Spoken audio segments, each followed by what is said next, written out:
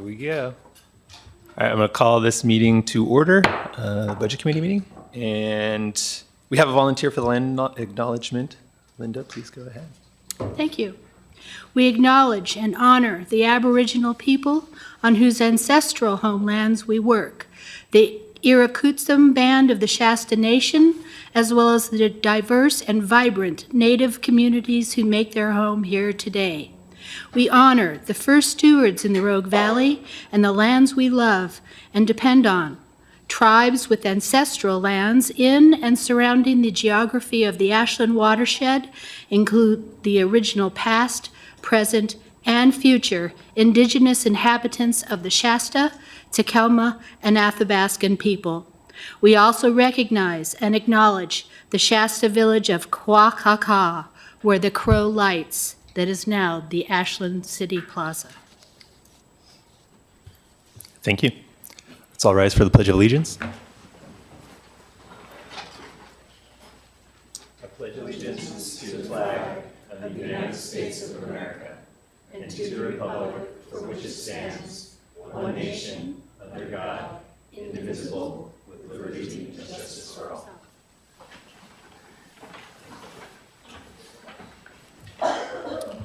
Roll call, please.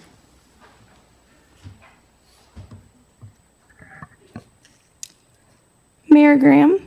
Here. Hanson. Here. Duquesne. Here. Bloom. Here. Dale. Here. Kaplan. Here. Hunter. Here. Adams. Here. Roy. Here. Fredericks. Here. Murray. Here. Spiegler. Here. Wade. Here. Thank you. And just a reminder for anybody who wishes to speak during our public forum section, please get your forms in, turn to that basket as soon as possible. On to the approval of the minutes of the items. Linda. I move to approve the May 25th, 2023 minutes of the City of Ashland's 2023-2025 Citizens Budget Committee. Second. All those in favor? Aye. Yeah. Motion passes. I have a few corrections to the minutes of April 30th. Please. Counselor is misspelled. It should be Councilor throughout. And Mr. Hunter is not a counselor yet. And Counselor Bob Kaplan was absent from the meeting. I was also curious as to why there was no mention about the questions of Oregon public meeting law from Counselor Bloom, which were answered in a report from the legal department before the next meeting. And then the questions and explanations concerning the WIFIA loan for water infrastructure from Councilor Duquesne, and clarification from Chief O'Mara regarding catching up on fees from Member Wade.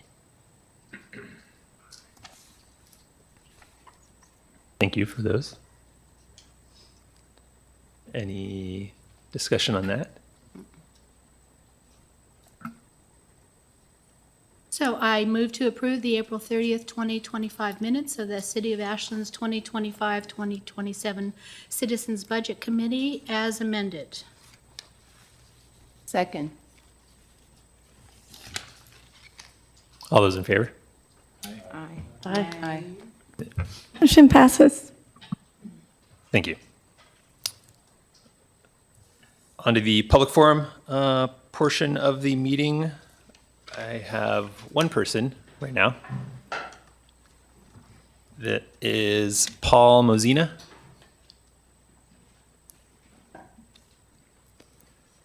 Please come up to the podium, state your name and the city in which you reside, and we will give you 3 minutes for... Hunter. Yes. It'll take a moment for these to sync to start the. Okay. That's fine. Let me know when you want me to begin. My name is Paul Mozina. I live in Ashland, and I'd like to comment on the public safety fee. The city administrator cited lack of cost recovery in the single-role EMS program as justification for the imposition of a $3.50 increase in the public safety fee. This confused me because all the data indicates that the single-role program is indeed paying for itself. Then I realized the standard to which the revenue was being compared to was that predicted by the model that Joe Lessard and Ralph Sartain came up with back in 2023. What are the assumptions built into that model? We don't know. All we know is that the single-role program came up short, and now apparently the deficit must be paid by the people in the form of a regressive tax disguised as a fee. So despite covering its costs, the program did not generate the predicted profit margin, so the difference must be extracted from the people. This is called applying the business model. This is called running the department like a business. The public safety fee was presented in a way to the people in a deceptive way. And the most appalling thing to me is that no one is questioning why the calls for EMS have gone up 55% since 2020, and the calls for scheduled ambulance transports have also gone up 160% since 2020. And I showed you those graphs. Those graphs were submitted in the meeting minutes. There's a health crisis going on in Ashland. People don't want to admit it. EMS calls have gone up 55% since 2020. This is long past the Almeida fire. COVID isn't over. In fact, the damage from COVID is still present amongst us in the form of vaccine injuries. And that I believe, and I can support it with evidence, that is one of the drivers of the increase in EMS calls and the increase in ambulance transports. But we're not having that discussion at all. We're deceiving the people and saying the EMS program isn't successful and we need to supplement it by picking the pockets of the people and taking their money to pay for projections that were not met by a model that Joe Lessard and Ralph Sartain pulled out of their you-know-wheres. They pulled these numbers out of the hat. And now that people are being forced to pay the deficit because the model predictions weren't met. I'm sorry, I don't want to get angry. I'm sincerely upset about the way this has gone down, and I appreciate your time.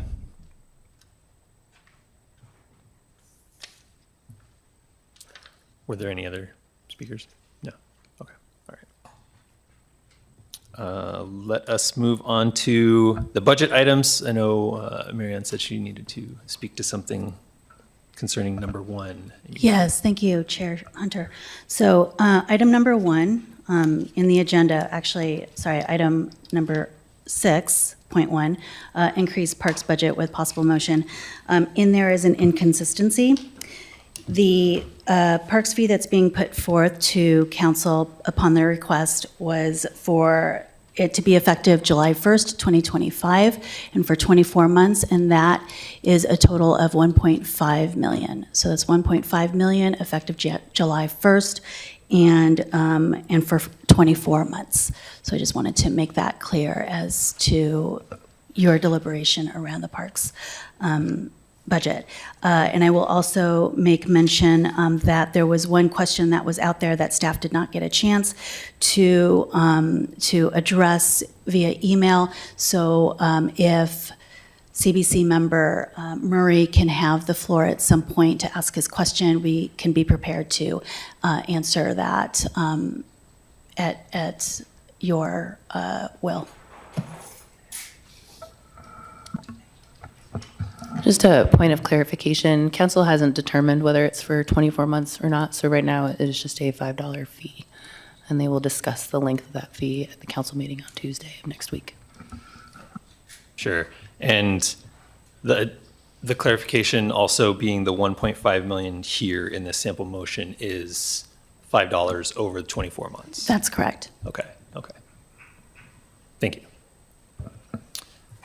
So yes, I think we should dive into this budget item 6.1, the potential increase of parks budget with a possible motion. And I don't know if Mr. Murray, your question pertained to parks or something else? No, it was Okay. just generally about healthcare expenses. Okay, okay. Sure, all right. So let's dive into parks, and I don't know if anybody has any questions to start off. Mr. Dale. Thank you, Chair. Thanks, Mary Ann, for that clarification. And just so I'm clear, let's just stipulate that it's $5 for 24 months. Working that math backwards, that's 12,500 electric meters. Is that the right number to be using? That's question number one. Yes. That's a good one. Okay. Yes. And then I know as we go, when we look at different fees, sometimes we say electric meter, sometimes we say water meter, sometimes we say utility billing account. Is it reasonable to assume that 12.5 is a number that's 99% there for all of those, or are there significant differences between those three different terms? There are differences between the electric meter and the water meter. So the water meter are approximately 9,900 households, 9,900 households. Again, the electric meter is 12,500. However, that's for budget purposes. That's the Sure. number we're using for budget purposes. Nope, but when that's it okay. gets charged out in actuality, it's based on the actual meters. And how about utility accounts? Does that vary to the extent that either of you would know? Is that roughly, so it would be at least 12,500, correct? Mm-hmm. It wouldn't be significantly more, though? Correct. Okay, thank you.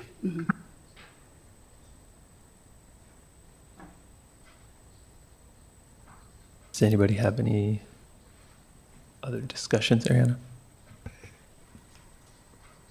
So, thank you.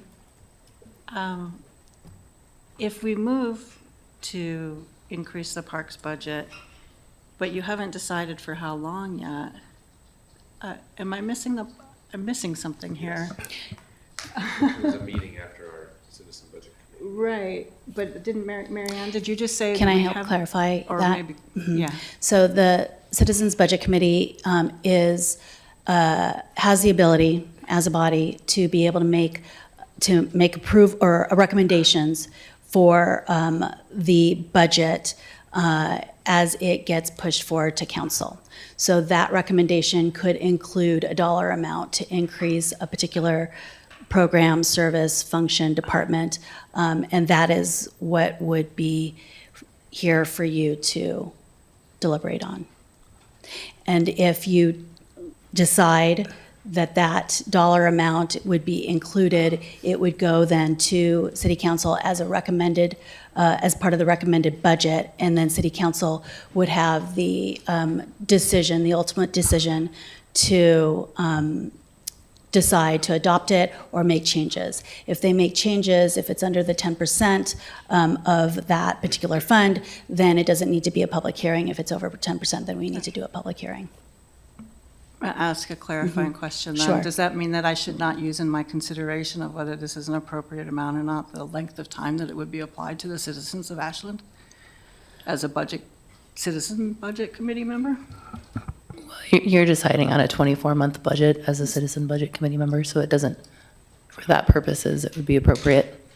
Council can decide Okay, separately about the fee. thank you. Dylan? Yeah, thank you. So just kind of clarify for everybody. So essentially, if let's say that this motion doesn't pass, it's not included in the budget, council meets next week, we decide, yes, we want to do it, then we will have to have that next meeting next Wednesday, correct? Or that won't be necessary? I believe it's under the 10% threshold that would be required to call the CBC, so I think either way is fine. Actually, point of clarification, 1.5, now that it's 1.5 versus the 1.1, it would be over the parks budget, depending on whether or not CBC actually pushes it as a recommendation. If CBC does not push it out as a recommended budget, the parks budget as it sits is 1.397. So it would be just under, or just, right. So if this committee didn't move forward with this motion, council then did, we would have to have that next meeting on Wednesday. It would just need to go to a public hearing. That's all? Yeah, not another CBC meeting. Okay, and then I suppose it probably answers the follow-up question, which is, we're using this number for 24 months. If council were to decide to do 18 months or 6 months, that's not relevant. That number changes. That's It's correct. going to be less, so still don't need to come back for a follow-up. We don't need to reconvene the CBC to include it. You don't need to convene, sorry, I'm sorry. You don't need to convene the CBC once they push the budget out. You would only need to reconvene in a public hearing if the city council decides to adopt a budget that's 10% more than that particular appropriated line. Right, great, cool, thank you. Bob? Thanks, Chair. I'm a little bit puzzled because my recollection, although we don't have the draft minutes yet for the last meeting, my recollection was that this committee already did recommend an increase to the parks budget of $1.4 million pending council's decisions on a fee. So doesn't that cover the situation we're already talking about? I think I might be able to help, Chair, if that's Thank okay. you. Yes, please. The motion was to have staff investigate options for how to bring $1.4 million in. It was direction to staff, it wasn't a resolution. It's my understanding that in order to change the budget that would be recommended by this body, there would have to be some sort of a motion to add that formally in, and we didn't do that at the last meeting. I'm sorry, I think we did. I think this meeting did recommend improving the parks budget by $1.4 million and pending discussion by the city council on the parks in the subsequent meeting that was happening immediately afterwards. Now, I think you're right, Mayor, that the council gave guidance on how to bring back, but I don't see how that obviates the decision of this committee to recommend a $1.4 million increase to the parks budget. Maybe we could listen to the hearing because we don't have the minutes in front of us, but that was my recollection. Maybe other people have different recollection of what that motion. So we do have, staff did prepare the minutes.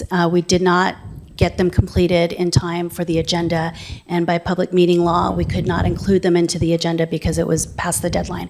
But we do have staff that remembers the motion and has the notes to the motion, and also staff who has the details to it. So thank you. Give us a minute to reconvene.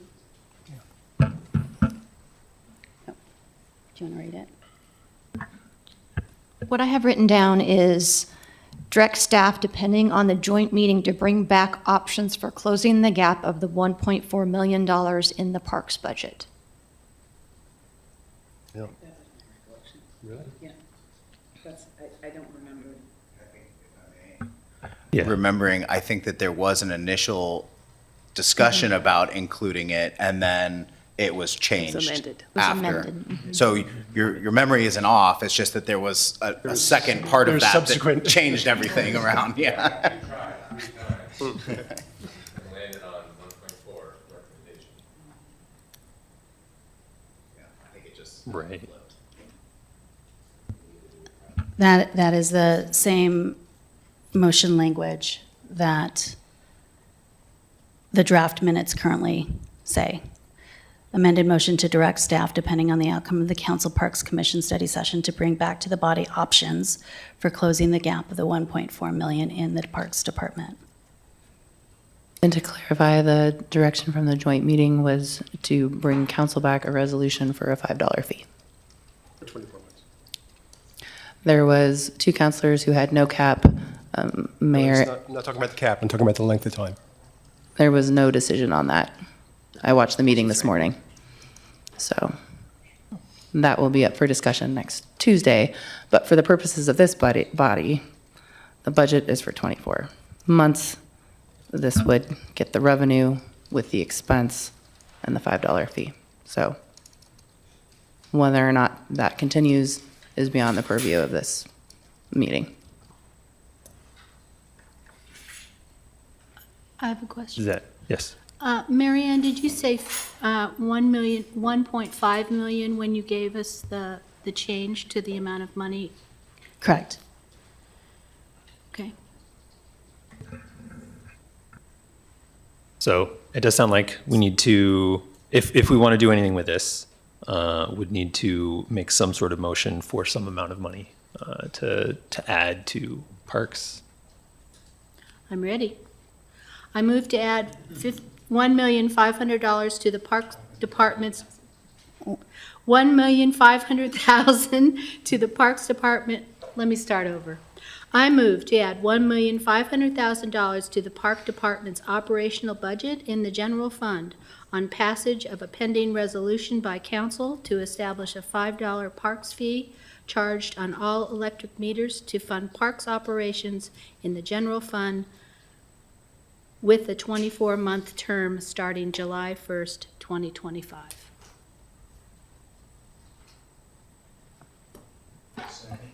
Do we have? Please, Linda. This has been, as a former counselor used to say, sliced and diced through parks. And the Parks Commission, the Parks Department have diligently worked with the council and the city administration through multiple meetings and public engagement to present a compelling case for the addition of these fees to keep operations funded at a service level that is sufficient to accommodate one of the most vital threads in the fabric that holds Ashland together, our collective commitment to our parks. Thank you. Mike, you're able to say anything you want? Same. Fair enough. I'll open it up to discussion. Kristen. Can I just ask, how did it go from 1.4 million to 1.5 million? Am I So we're in the middle of a motion, so questions are. not appropriate?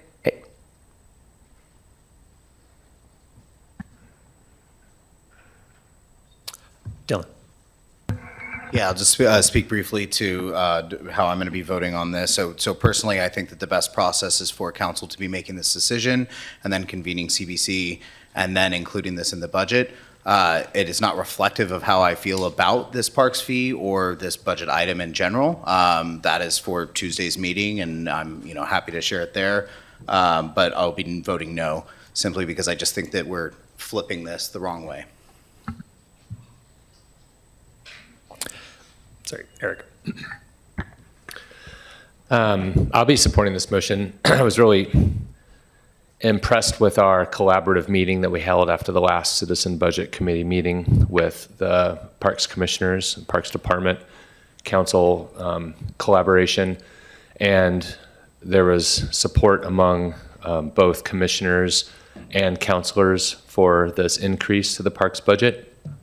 And there was, from the councilors that were in the room, there was a nod towards this pathway of the $5 in 24 months. It wasn't unanimous, but we got enough nods there to bring it back to this body. I look forward to it coming back to council, but as we've discussed, and I'll state again, this is a general fund issue that we are putting into parks to help relieve this next biennium's budget. So I thank everybody's hard work on this.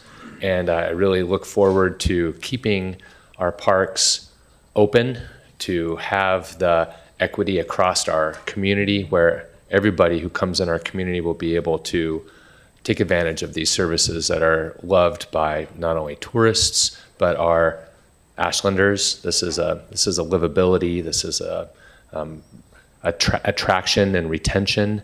And I couldn't be happier that despite our difficult situation, we're here at this point with this recommendation, and I'm confident that it'll come out of council with a thumbs up. Thank you. Thanks. Bob? Yeah, thanks, Chair. I'd like to offer an amendment. So I'd like to amend the motion by increasing the amount to Parks budget to 1.4 million, by 1.4 million rather than 1.5 million. I'll second. So the reason I'm doing this is because the Parks Department asked for 1.4 million. They didn't ask for 1.5 million. The decision about the fee is a principal source for funding, or is a source for funding the parks budget, but it's not the only source for funding the parks budget. If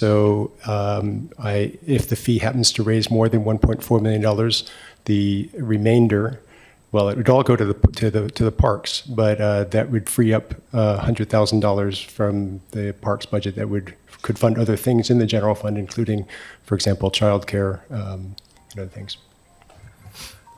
Want to speak? Yeah, I seconded for discussion because I was curious to see where we were going. I think that makes a lot of sense. Bravo, wish I would have considered myself. Thank you. Jeff? Thanks, Chair. Yeah, Councilor Kaplan, I just really appreciate that. Thank you for calling that out. I hadn't thought about that.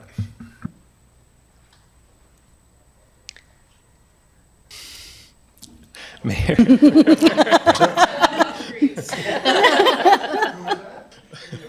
My laptop said my pleasure.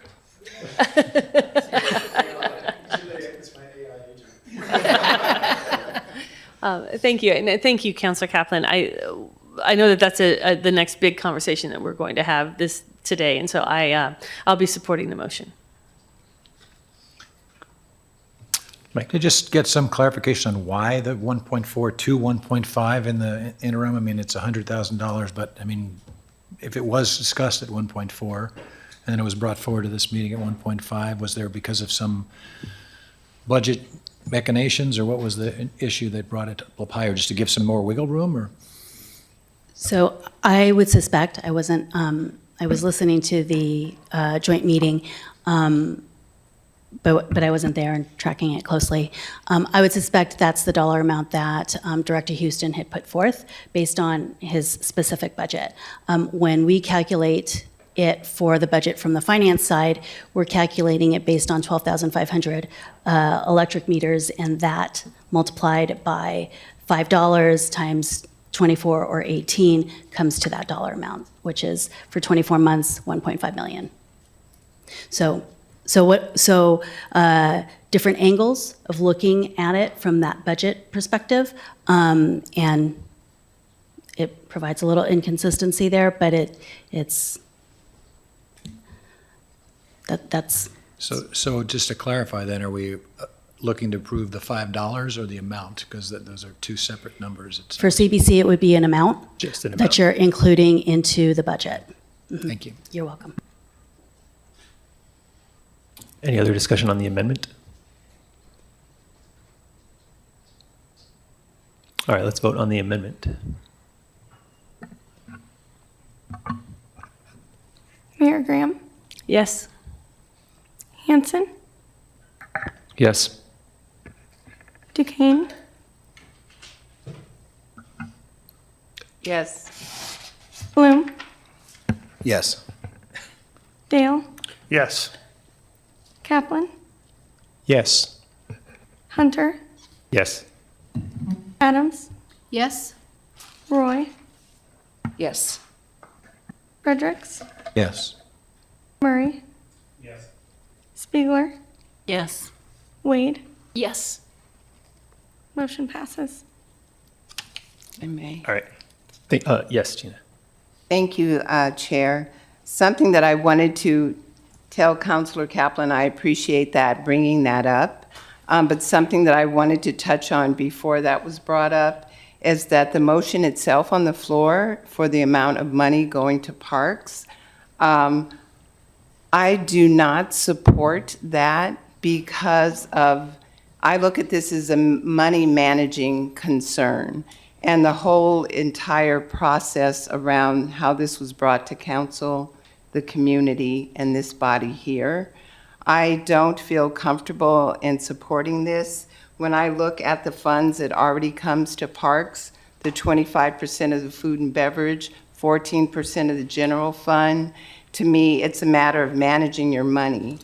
And if we continue to just throw money at a situation without accountability, I don't think it's a good thing, and so for that, I cannot support that. Thank you. Yeah. I will support this measure, and I just forgot what I was going to say. It's too much pressure. Sorry. Oh, and that the hope that what I understood from the conversations around the Parks Department was that there are some structural issues that need to be solved, and this is what I'm hoping is a Band-Aid.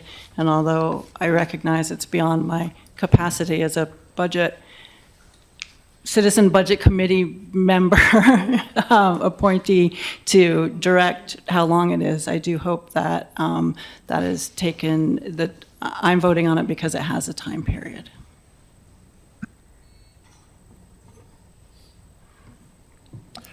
Mayor. Meg? Whoever. Sure, Meg. Yes, I just wanted to say that I appreciated everything that was brought forward by Parks at that joint session in terms of talking about all of the ways that they are really trying to manage and tighten things down, and some of the public engagement that seems like it is happening going forward. And given that, and given the consideration of a time limit on this, I will be supporting it. Mayor. Thank you, Chair. I think one of the things that struck me the most in our last conversation that we had during the joint study session was the graph that shows the real purchasing power of the budget of the Parks Department over time. And the understanding that this is not a situation of not living within means. This is a situation where this community set out and built a system, a parks system that is a world-class park system, and we have to deal with the structural reality that we have not allocated over time. We have not kept up with the expenses needed to manage that world-class park system. And we have to make some decisions as a community. And I really appreciated the conversation with Parks, because I understand that they understand this too, that we have to have that bigger community conversation that says, what is the system we want, and what are the ways in which we are going to sustainably pay for the maintenance expenses of that system. So I will be supporting the motion. Thank you. Any other thoughts, discussion? I would like to have the motion on the floor as amended read, just to clarify and get that out there.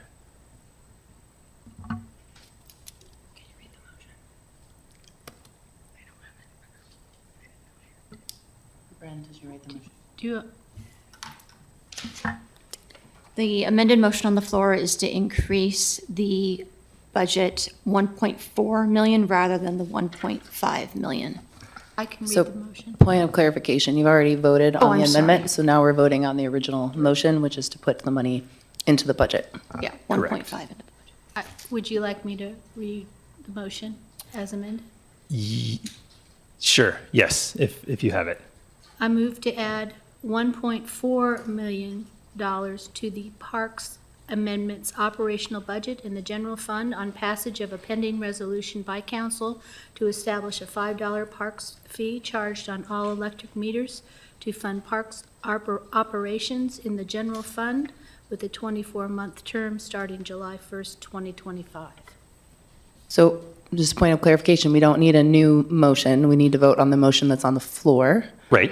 That is the motion. That is the motion. But you changed the dollar amount, so the original motion was As for amended. 1.5, okay. Well, Right, yeah, as amended, the motion as amended. And I just wanted to talk about that last part, because I don't know if the math works out.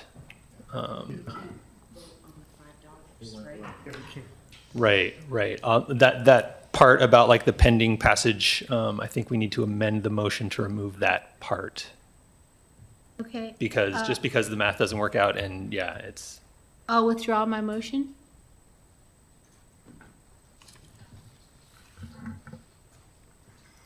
Be the easiest thing to do. I guess. Isn't it the yeah. easiest thing? Okay, so now we're gonna start over Second it. from the Sure. beginning. Yeah. And we need a motion for this item if the body would like. I'm happy to make a motion. Please, Dylan. I move to increase the park's operational budget by 1.4 million in the general fund. Do we have a second? Second. Thank you, Mike. Any discussion? Yeah. Yeah, I get to awkwardly now feel like I have to vote yes, even though I didn't want to because I made the motion. Well done. That was the plan, Dylan. That was the plan. Mike, anything you want to add? Okay. Open up for any general discussion. All right, let's vote on that motion. Bloom, Yes. Mayor Graham, Yes. Hunter, Yes. Dale, Yes.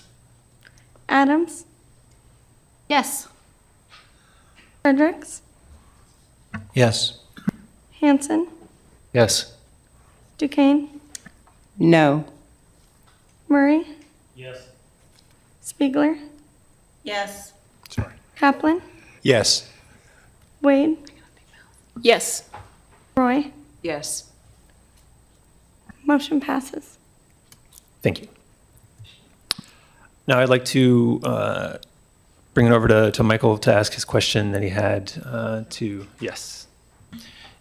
So it was mostly for informational purposes, but I'd ask what the actual dollars were that were spent on healthcare. I know it's been growing really fast, but I was just interested in the actual dollar amounts from the last 3 or 4 years and how that compares to getting a predictable insurance from a carrier. I mean, is it cheaper? Is it more expensive? Is it less? That was kind of the question. And then the follow-on was, what are you bounded on those benefits by your union contracts? So there may not be much wiggle room in your healthcare, but there may be. I just don't know. So, and it's about just to give you an example for the public, about 62% of the general fund goes to salaries and benefits. And when you look at salaries, and it's about 60 cents on the dollar for every dollar you spend on somebody's salary, the 60 cents on the dollar is the benefit loading. So most corporations, before they got rid of defined benefit plans, were 30 cents on the dollar. Now most people are in the 15 to 25%. So it just becomes something we haven't talked too much, and a lot of it's around unions and staff and things like that. So it wasn't appropriate to bring it up here, but just so the public knows, the majority of these expenses are going after salaries and benefits. And there's been no discussion per se about that type of thing, other than when they, went to balance the budget, we did lose some people. But I think that's unavoidable, something you're going to face every year if you don't get other revenue. So, go ahead. And I can speak to that. Thank you, Member Murray. So we are looking at the online budget book. It has navigated, not by itself, but by Bryn, to the group health insurance saved view. So you can see it on the left if you ever wanted to go to it yourself. Right now we're looking at the budget for 26-27, which shows the $6 million and the $6.3 million. And then if you start to go back a little bit, you'll start to see the actuals. Of course, 25 is also still a budget, so that looks rather high. But then you'll see in 22, it was $5 million and $4.1 million. That again is our actuals based on the number of employees that we had at that time. 22, 23, we did have lower FTE. With a number of positions vacant. And then to your other question, Member Murray, the union contracts around healthcare is for all the unions but fire is 90%, 10%, and fire is 95.5. So, And thank you for to that follow up, question. that is a item that we negotiate in our contracts. And just so everyone knows, we have potentially 7 unions at this point. So, yeah, thank you for that question. Mayor. Thank you, Chair. Marianne, I know that in the last couple of budget cycles, we've had a lot of conversations about where PERS unfunded liabilities land in the budget and what those look like in each biennial forecast. Can you just speak to those? To what extent are those influencing that number in terms of the fringe benefits? So we actually get that number from PERS themselves. It comes out every year, I want to say November, December. This last December, and it gets split out between fire and police and then the rest of us. And the blended rate for this biennium came out to approximately 6%, I want to say, but we can come back to confirm that. That gets added into this is actually group health insurance, but into all the fringe benefits that is loaded into our employees' compensation. A follow-up? So when we look at that larger figure, should we understand that what percentage of that do we know? Because it's a reasonable question. There's kind of an industry standard for what fringe benefits look like, but because of how we account for these other elements that are directed to us by the state, it increases that figure and can be confusing. So when we're looking at that, how should we understand the percentage of that figure that is attributable to the PERS, the additional PERS requirements? Versus things we can potentially control, in other words. Right. These are expenses for people who have retired already, and they're not directly in that relationship with current payroll. Mm-hmm. So I would say that how we could look at it is if our total salaries are 100%, being that as a baseline, and as an overall kind of percentage to look at what fringe benefits would look like, it could be around 60-ish%, 65%, of which I'm not using specifics here, what that percentage is, but just from the top of my head, I'm thinking that healthcare is the bulk of that 60%. And the PERS contributions particularly is 6%. So it's a slice. I know from my own review of it throughout the year, other cities are seeing higher increases, 15, 30%. Ours at 6% is relatively good. That's not to say that that's not going to continue, but annually it gets refreshed when we get those numbers from PERS. So so out of that 60, what I'm trying to paint is that out of that 60% additional load on salaries, approximately 6% today is budgeted for PERS. Okay, thank you. Does that make sense? Mm-hmm. Okay. Yeah, follow-on question to that. When you do your long-range forecasting, are you going to look at that? Because that just keeps growing as you have more people retire that you have to pay for the health care that are not current employees. Do we look at it? Yeah, do you It gets refreshed, yes, it gets refreshed. Because that's going to grow annually. really large the more and more you have that are retired and the expenses go up Mhm. and healthcare goes. I mean, it's kind of this unfunded liability that's hidden on most municipal balance sheets that people don't talk about. Yeah. Yeah, thanks, Michael, for bringing that whole issue up. And I know that some cities do use side accounts. There's an Yes. allowance under the PERS regulations to Yes. have side accounts and kind of segregate that. Mhm. Ashland hasn't done that, to my We knowledge. have not. It is something that is on our radar to look at. Okay. Yep. Because that would There- allow that kind of separation that you're talking about. Mhm. And for the public, side accounts are a method of saving and setting aside reserves for that unfunded liability and our contributions. With pros and cons. What's that? With pros and cons. Yes, PERS particularly. Any other questions around this issue or this discussion point?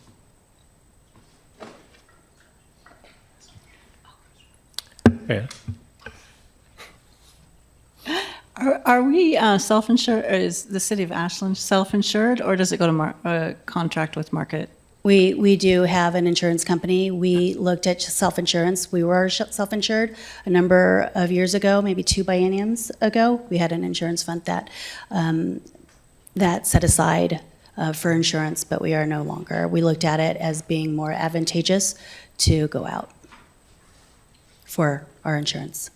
More advantageous. Cost-wise, to go out for our insurance.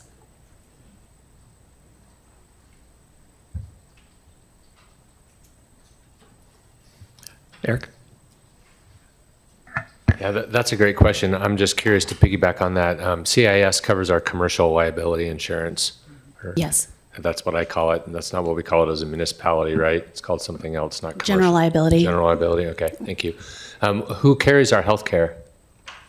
CIS. CIS as well? Mhm. Okay.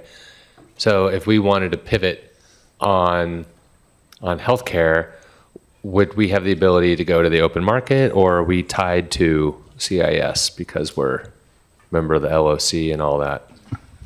We're not necessarily tied to them, though there is a benefit to having it all rolled in together. So that's something we will continue to look at over this next biennium.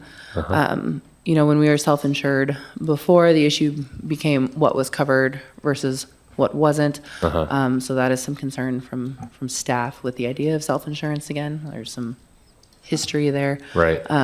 But we do have insurance brokers who periodically look for us if this is our best option or not. And so it's not just health insurance. There's a whole bunch of stuff that falls within CIS, cyber insurance, like all of our insurance pretty much, except for workman's comp. And we are bringing on PLO insurance. So a lot of it is under CIS right now. So there is some benefit to that.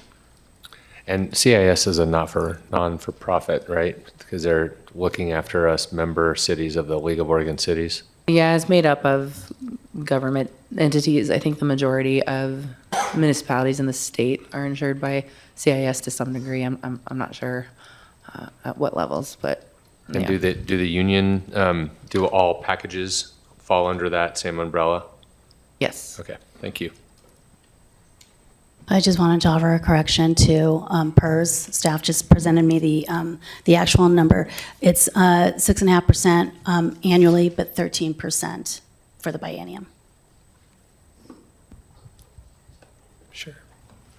And thanks for bringing up that the city works with a broker, with insurance brokers to actually go out and look on a regular basis. So that's good. Yeah. Great. Any other questions around healthcare insurance right now? All right, thank you. I would like to go to the 6.2 item on the agenda, the increased budget for childhood grants with sample motions, and have a discussion around that. Jeff? Thanks, Chair. Just a quick question for Sabrina or Mary Ann. So on what says option number 2, 100,000 from the homeless allocation, total 200,000 for the biennium. Is that stating, am I reading that correctly? Is there 200,000 in that fund, of which 100,000 if we were to move forward with what I would assume was 234 if I'm adding those two together? Let's just say that for now. Yeah. Is there 200 in that fund in the biennium? Yeah, so 100,000 each year. So we would reduce that to 50K each year for homelessness.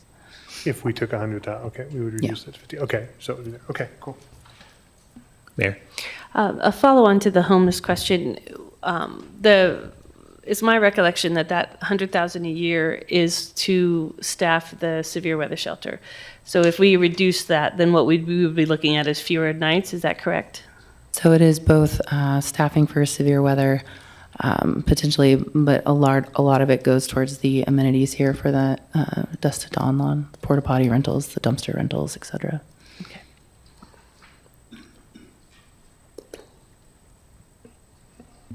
Mayor? Yeah, I have a question about the community development social service grants. It says that they're not earmarked for anything. Is there a process in play in which those, like, are folks already applying for those? Yeah, there is a process where we put out a call for applications, and so that's typically what we do. And then Housing and Human Services reviews and makes a recommendation to council. Right. So what is the timeline for that? Like, do we have community organizations that are already in the works, like working on their applications or anything like that? Not- with the expectation this would be coming up. The call is not active now, but it has been a program that's been around for a while. So. Kristen? Just a couple of questions. I think my recollection last meeting was that there was a motion to put back in the child care or options to come back, and you've come back with those. But what was the dollar amount? Was it 240,000? It was 240. Okay, I just wanted to make sure we had that number. And what is the option 3 to elimination of the individual positions? What's the number for each of those? Just curious. You have the salaries and benefits for each of those positions? Yes, I do, and I can come back to you Okay, in a minute. perfect. Yep. Okay.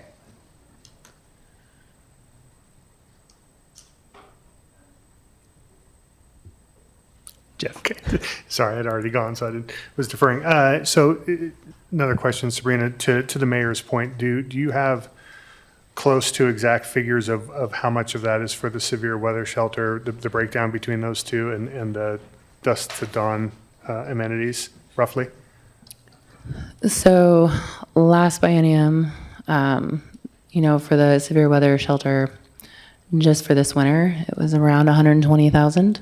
But we've had additional funding for this through grant dollars that we've been utilizing that we will no longer have. So we will have to be aware of how much we're spending on those contracts moving forward and potentially come back and request more. It's hard to predict given the weather. But the complicating factor was that is we didn't have a building that allowed itself to function as a severe weather shelter. So that was for a solid 90 days, which is probably more days than we would typically have under the resolution. Yeah.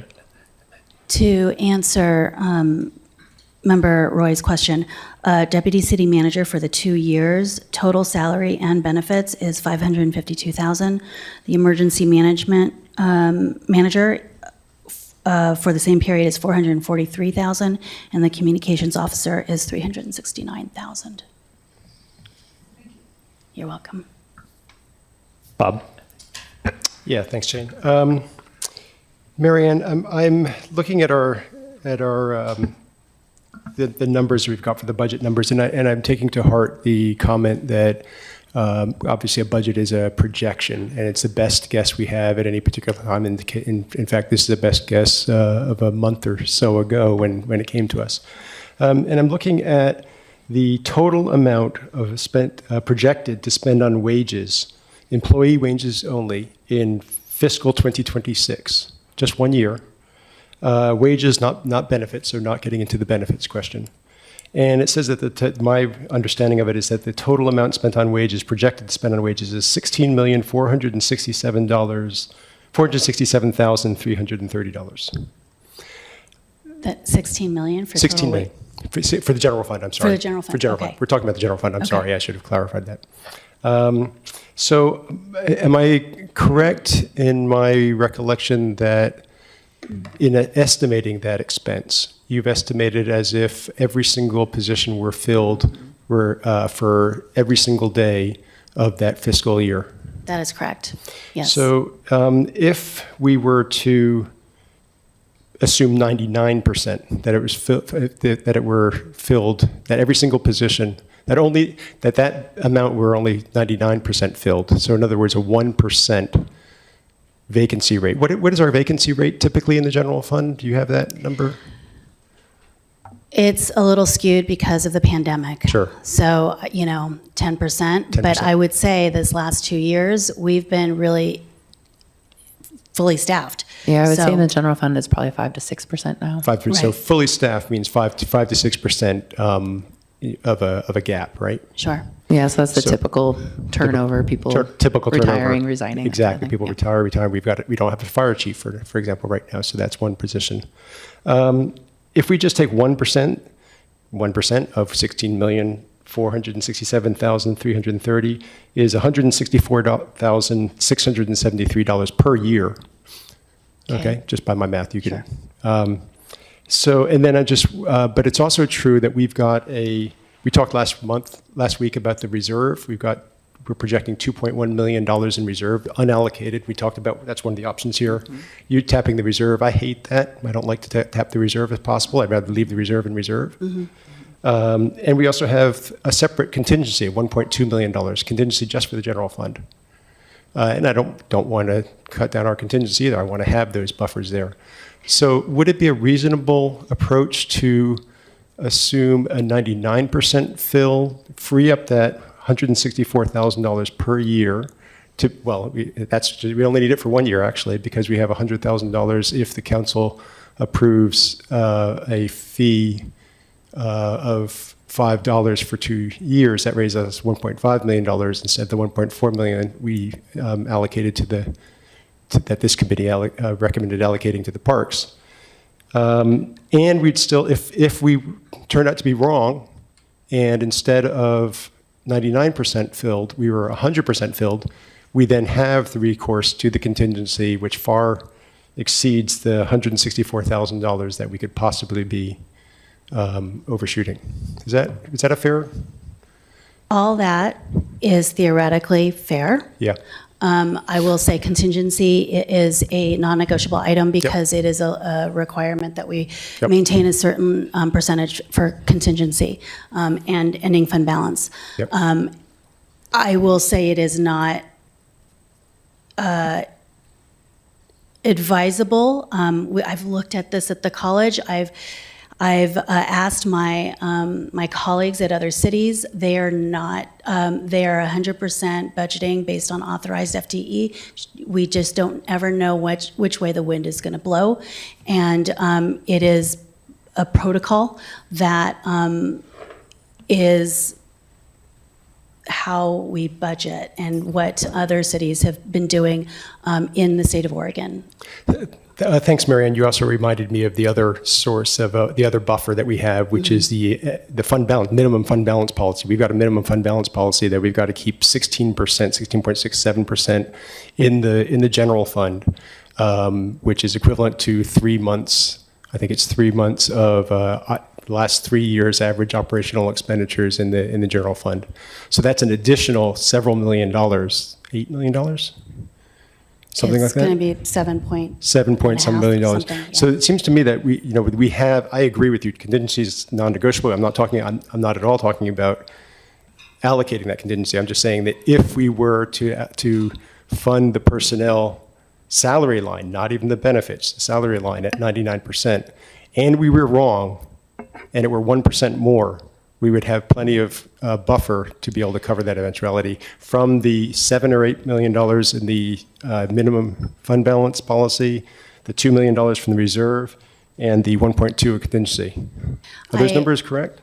I respect the thinking, and then I will say as well, there are methodologies that are in place that we look at, and once we start moving those things around, it becomes a little bit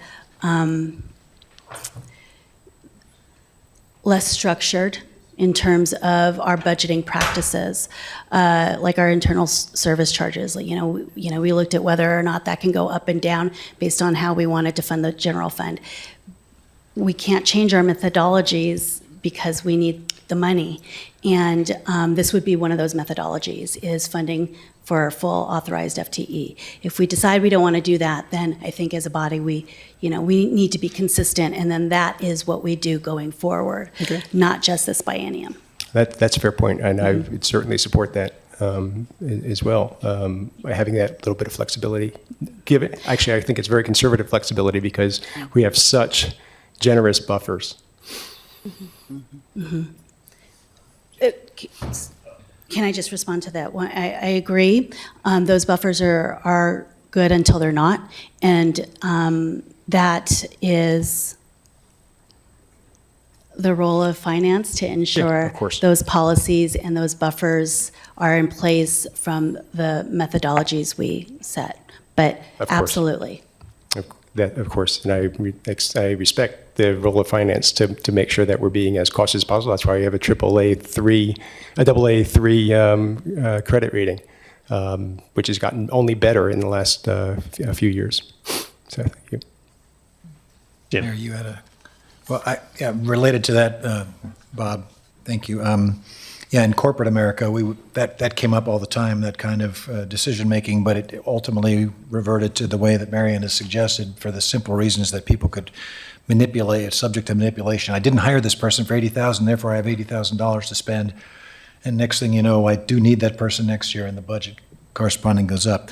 But to a separate point relative to this issue, all of these options. I don't know how qualified any of us citizen budget committee members are able to sort of define from these things which are important, whether to eliminate one of those positions, whether to draw from council budget, which I don't think is good, but I don't know.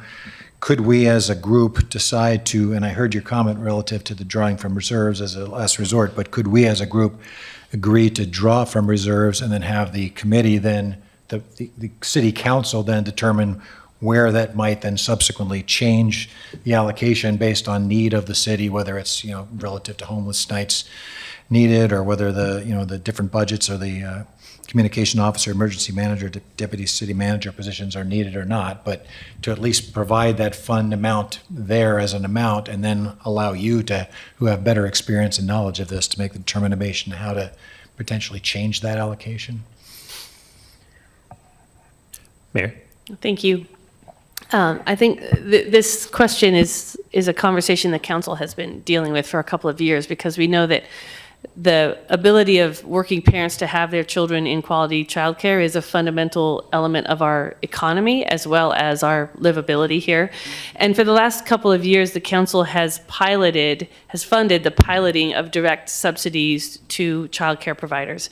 It's my opinion that that's not necessarily something that a city should continue to do. So my hope would be, now that we have established that that works, and I know that there are conversations happening on the ad hoc committee about what is that long-term structure by which this community, this larger community, would be providing that subsidy. So when I come back to this question, Marianne, I appreciate where you all are on the financial element. What I'm looking at is that we're on this trajectory where we have shown that this works, and we are at a transformational point in community response to childcare. And if we lose it, if we drop it at this point, then we have lost that momentum. So I am particularly interested in figuring out how do we close this gap for this 2-year process, not with the intention that we would carry on into the future providing this direct subsidy from the city.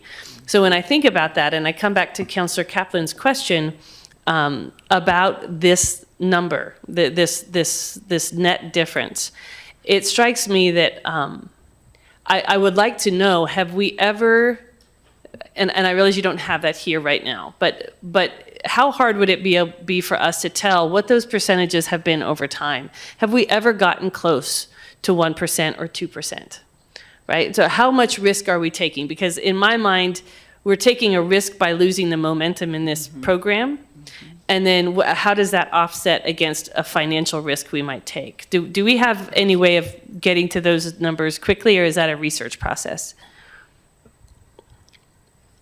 In terms of FTE personnel vacancies? Yes, what you said, it's, we're expecting maybe 5%. I know at times it's been higher, but have we ever gotten anywhere near that 1%? Because I also like the idea of saying, could we put an amount, is there a way within the budget for us to put an amount of money into this program and do it in a way that the last option is to pull it from the reserve? To maybe allocate it from the reserve, but not take it from there unless it was absolutely needed. Do you want to speak to that? Yes. One thing I would just recognize is, doing this is precedent setting. So whether it's childcare grants or something else with future councils, we are setting the precedent that we will budget for personnel to ensure that we have the dollars needed for whatever. And I think to support what Marianne said, we have a process for how we budget with controls in place to ensure that we are consistent over time when we're doing budgets. And so that makes me nervous, and I would not recommend doing that for that purpose. Okay, thank you. And I'll get you in 1 second. Yes. Just to sort of bring that together in my mind anyway, the way that I'm thinking about it is that potentially, yes, now say draw it from the reserves and then put money back in the reserves as you potentially save during these times of not having people full on. But Gina. Thanks, Shane. I'm trying to pull it together and collect it also, and kind of piggybacking on what Mayor Graham said is that the precedent to me that's been set is that we have this and it's working, and it's a big driver, economic driver. And as we, as counselors and as this body being of service to the community, this is something that's out there that's of huge value to our community. And I believe that we have reserves for certain reasons. I respect what you said, Marion, about process and procedure, but the question that was asked earlier from Councilor Kaplan about the FTEs, and when I look at, we have 264, I believe, and then we're budgeted for 270 something.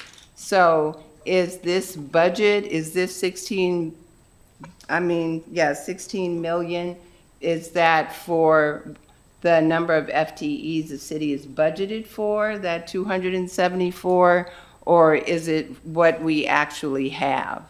It's the authorized FTE that we're budgeting for. So it's what the city is authorized? Correct. Okay, so if we are fully staffed at this 264, but we are authorized for 274, and like the mayor said, have we ever got that close to whereas, you know, oops, we needed you, and like you said earlier, it's like we need you back. I look at the difference between actual and budgeted for. And when I know this service that's out there in the community and it's so well used and much needed, and on here it says combination of any of the above, and the reason why we're here having this conversation is to see how we can make this work and shake it up a little, then I think this is what we need to do, because we're here to serve the people who live here. And this is a very important piece of Ashland, and I would like to see it continue.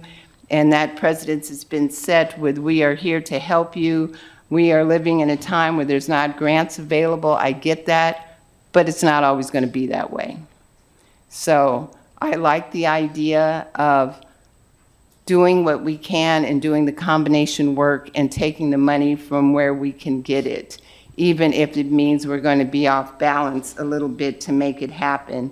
Reserves we can get more of. 274 FTEs we might not need. Dylan? Yeah, I just want to say, obviously, I can't deliberate or vote on this as I recused myself at the last meeting, but as somebody who's served on this ad hoc committee for the last 2 years, who currently serves on it, if there are any questions regarding that, I'm not a subject expert, but the closest thing you got to it right now. So I believe, unless Johan has a different opinion, everything is in the audience, I believe I can at least answer questions regarding what kind of conversations the ad hoc committee is having. Thank you for that. Meg? Thank you. Yes, I wanted to get clarity on, I mean, as we're evaluating these different options, I feel like it would be good to narrow in on the amount that we're actually trying to target, whether or not it's the 165 or the 235. And in the notes that staff provided, one of the grant recipients is not able to receive that fund. So right now we only have the relationship with the YMCA to actually. Is that correct? Or we can open it up to other folks. And I guess this is where I would be wanting information about the ad hoc committee and are there other providers that could step in easily to fill that gap? Correct. So currently, the recipients of the grant are Children's World Montessori and the YMCA. Those were the only two programs that applied and met the qualifications as being licensed and everything that was set by that ad hoc committee. So certainly other programs can apply as long as they meet those criteria. But so just to follow up, so Children's World no longer qualifies. Is that correct from the? That's up to. That is correct. Okay.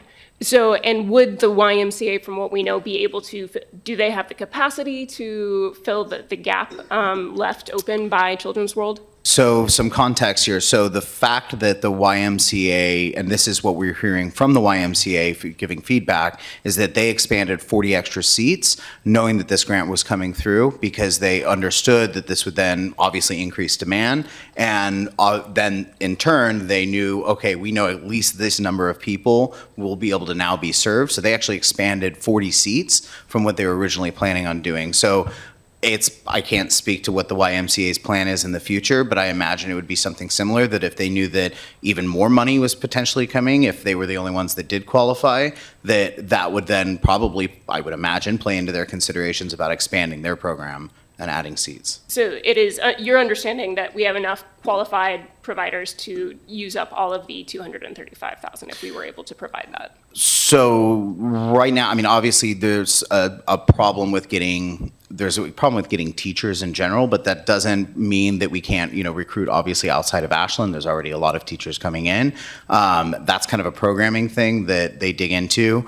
What I can say is that we can expand capacity in Ashland, one. Two, one of the things that the ad hoc committee is looking at, and this kind of goes to what Mayor Graham was talking about, is beyond just having a subsidy for parents and for their kids, what other role can this money play in being able to hire more teachers, right? To be able to actually put that money into the operation side of these providers so that they can expand appropriately.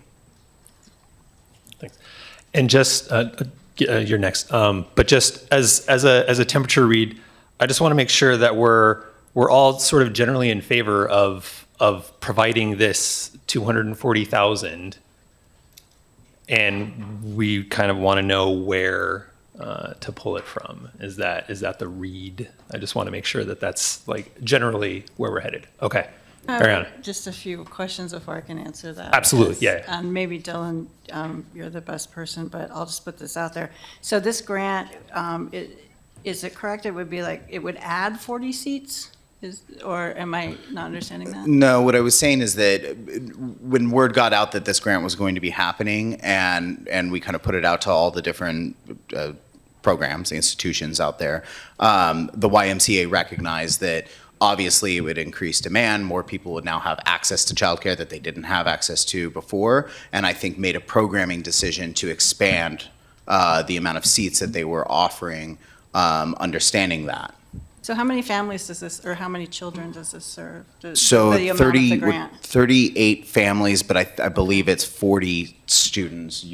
Sabrina might have the specific numbers, but I understand it's 38 families. But the numbers that we were hearing in ad hoc committee was 40 students. Okay. So, but there might be, parent has 2 kids, they both qualify, kind of a situation.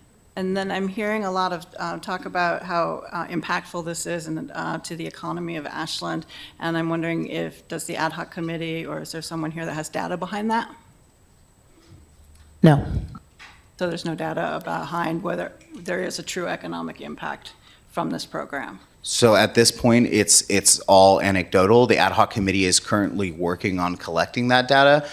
The ad hoc committee was never asked to get that data. They just put together the plan, and then now it's moving forward. What is the long-term plan to make this sustainable? But the conversations, obviously, knowing that there was risk of this money being pulled, I know that there are conversations, okay, how can we start collecting if we can get the money back in and allocate it out? What are the metrics, and how are we going to look at collecting that data for the future so that they also have that information when they're planning long-term, what does this look like, maybe even outside of the city, providing funding. Thank you. May I ask my final question on this? I'm sorry. It's kind of something that Councilor Bloom and Mayor Graham said. You had said something about we're at a transformational point, and you said something about moving into long-term sustainability.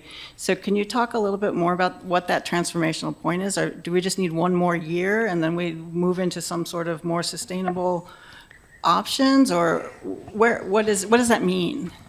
There are some early conversations. Well, first of all, that this committee is an ad hoc committee. It's not designed to go on forever. It was designed to tackle this question that we had heard from a variety of business owners and working families, right? That we are in a child care desert, and there is just a certain amount of the demand for early learning and childcare the market is simply not meeting. So the ad hoc committee was put together to tackle that question. And the very first thing out of the gates was how do we manage this initial investment that we've made that is really a direct subsidy effort? It was just the first thing out of the gates. some of the conversations that I'm hearing are around an idea of somehow endowing some amount of money from across the community, so that it's not the city every year adding this into its budget, but that there is a larger community-wide effort that this ad hoc committee helps to spur and helps to drive. So that by the time we get to the end of maybe this biennium, hopefully, or early into the next one, the city would be exiting in terms of a continual financial investment, but that the actual work will have taken root at a deeper level. Thank you. Yeah, and just to speak a little bit more to that, absolutely, the endowment conversation is really where a lot of this is headed, and kind of there's right now a business engagement program that's happening at the ad hoc committee, and how we can reach out with businesses so that they're also part of that endowment. So how can that endowment provide matching funds to a business that would also say maybe they pay 50%, and then the endowment can step in and pay another 50%. And then that also, what it does too, is it kind of frees up the options for childcare. So rather than it being one or two programs that maybe qualify under the grant program that exists now, that could open up to other programs that, you know, don't rise to that level, but are also, you know, you still have licensed teachers, they're still vetted and all of that. And so that's a big part of the conversation. And I think, yeah, the original intent of the grant was, okay, we need to do something while we figure out a long-term plan. And I think that what we're seeing now in the child care community, with especially the two programs that are receiving the funding, is that there was indications that the funding was going to be there. Parents were notified that this was likely going to happen. Things obviously changed with the budget and different numbers coming in, and we had to pivot. Then the money's pulled, and I think that you've got programs that are, and parents that are kind of in limbo right now, especially when right now is when there's registration. Right now is when people are getting waitlisted, and programs are trying to decide how many seats can they actually afford to fund. And I think, so there's the stability element, and then there's also the long-term, how do we expand and add more seats broadly to the city of Ashland to deal with this kind of childcare desert issue that we have. Thank you. Kristen. Yeah, I am in total support of this. This is critical for the city. I mean, enrollment is down in public schools. We have such an, I actually served on the ad hoc committee as well, and part of that was how do we help families stay in Ashland. So this is absolutely vital. I think my other comment is, you know, we had a conversation about methodology for the city. That did make me a little uncomfortable, because, you know, part of it is we have to be, the city has to be consistent with how it sets its methodology, just from an audit standpoint. So there's tough decisions that have to be made. I don't think we should shift the vacancy rate to accommodate for that. So I'd rather come from these options. The question that I had was on the reserve. Do you have to maintain a minimum reserve, and what is that amount? Mm-hmm. So when the reserve fund was initially established, it was pretty vague. It was something that I wanted to bring to the body, but because of budget resources, we just needed to use the funds. I wanted to increase the reserve fund for this biennium, but we couldn't. So we don't have the time to do a full study on what the reserve fund policy should look like. To answer your question, there is no specific minimum or definition as to the use, just vaguely that it should be used to stabilize the budget. However, I've seen in other cities who have AAA ratings and strong reserves that they do have very defined minimum balances for the reserves and definitions as to how it can be used. And then also, if I may, Chair, yes, provide a little bit more clarity in our side conversations with staff and also the city manager.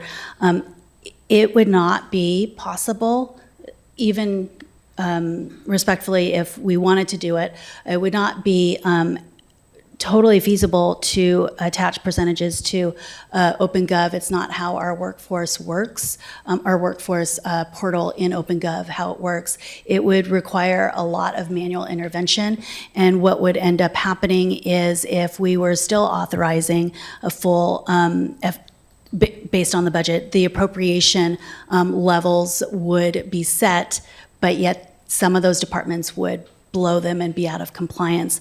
So we would have to then start to go in there and pick out what would apply to that percent, what that percentage would apply to that department. Secondly, I will just also say,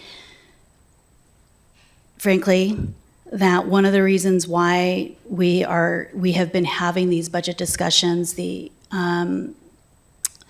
budget shortfall for this budget is because of personnel costs. We added a lot of personnel, and those increases have shown up and been pushed into this next budget. And so taking more of a step back and looking at what our needs are from that perspective will take some time, but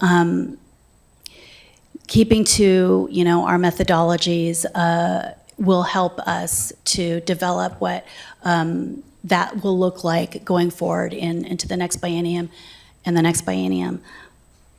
Finally, in a conversation with city manager, we might, on the cuff, go ahead and also throw out there that a possibility could be done to take from the homeless funds and the community development social service grants, which for all intents and purposes, this kind of meets that goal, right? That's $134,000, and then take whatever that the remaining balance is that you all decide on for the child care grants, take it from homeless.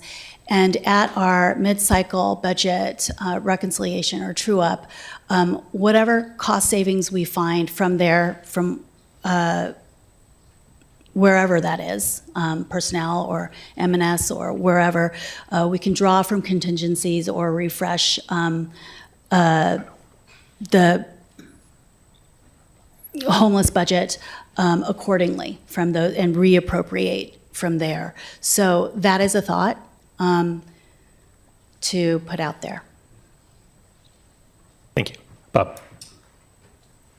Yeah, thanks, Shane. And thanks to everybody for asking these questions to really kind of tighten up the rationale for this expenditure. I've strongly supported it. I think that there is kind of an intuitive logic behind it, and some anecdotal experience, as Dylan said.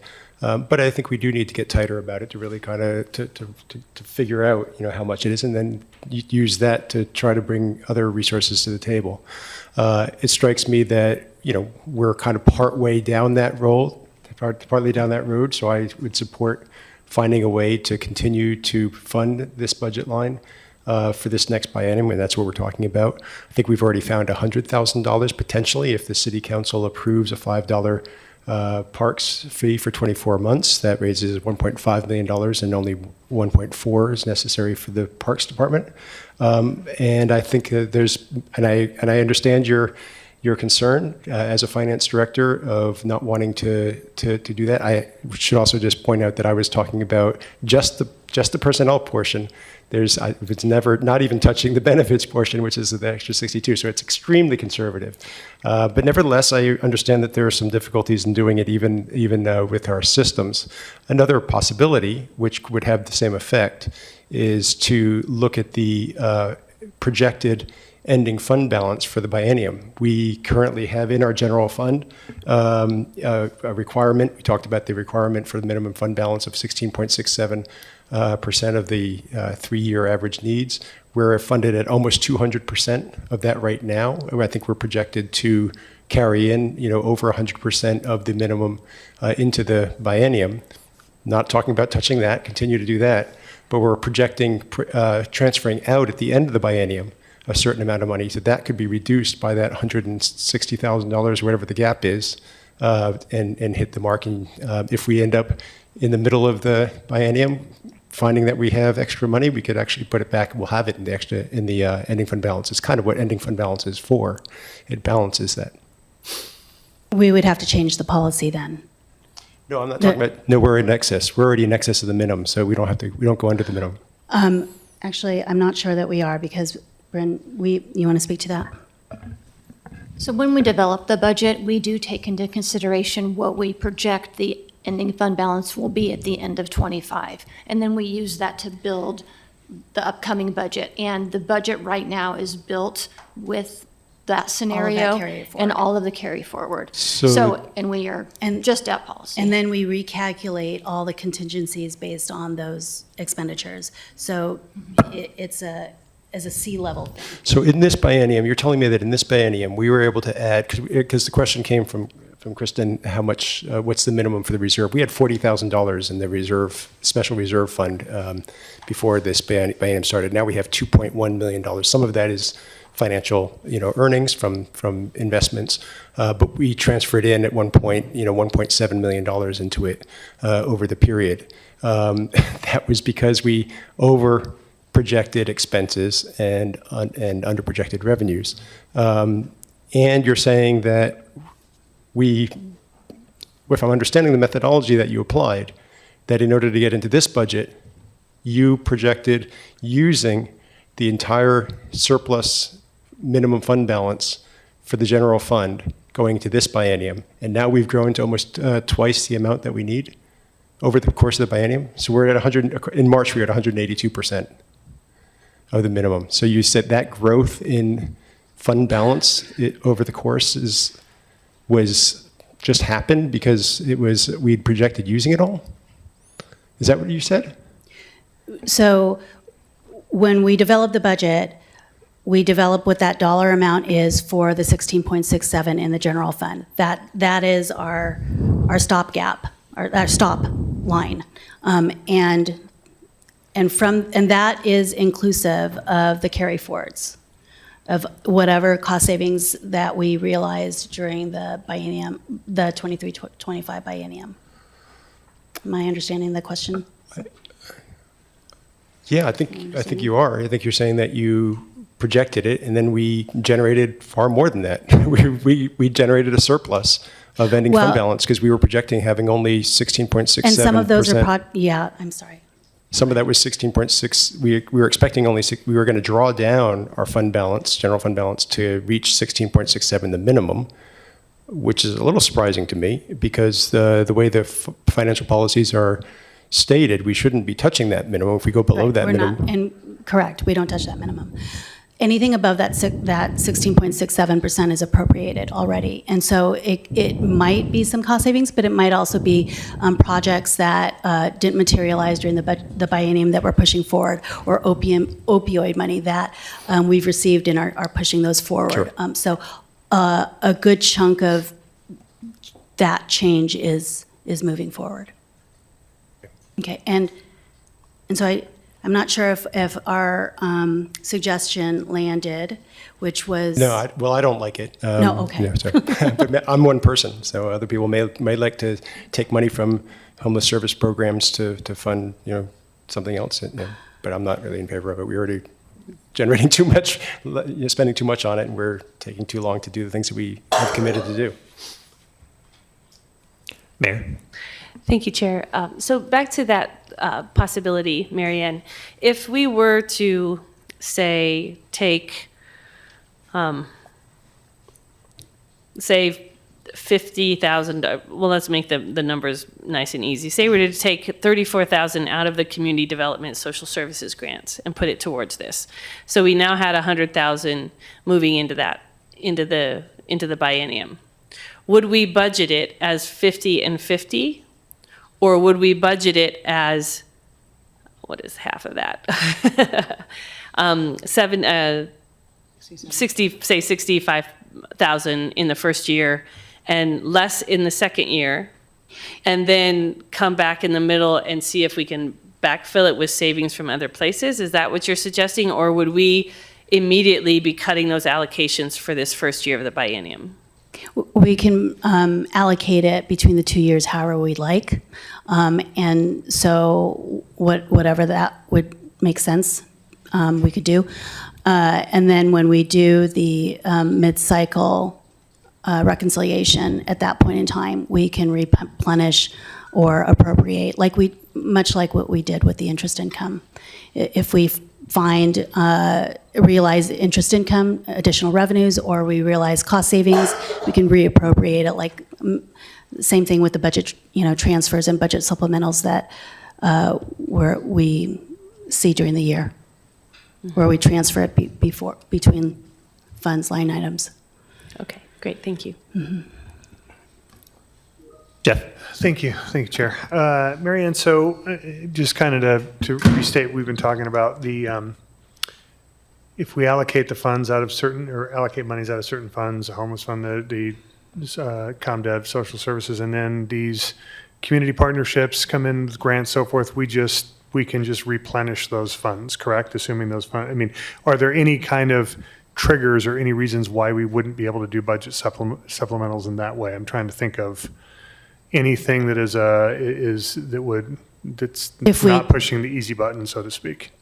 Only if we spent out all 100% of the appropriation on every single line item, and then there would be no way to appropriate that.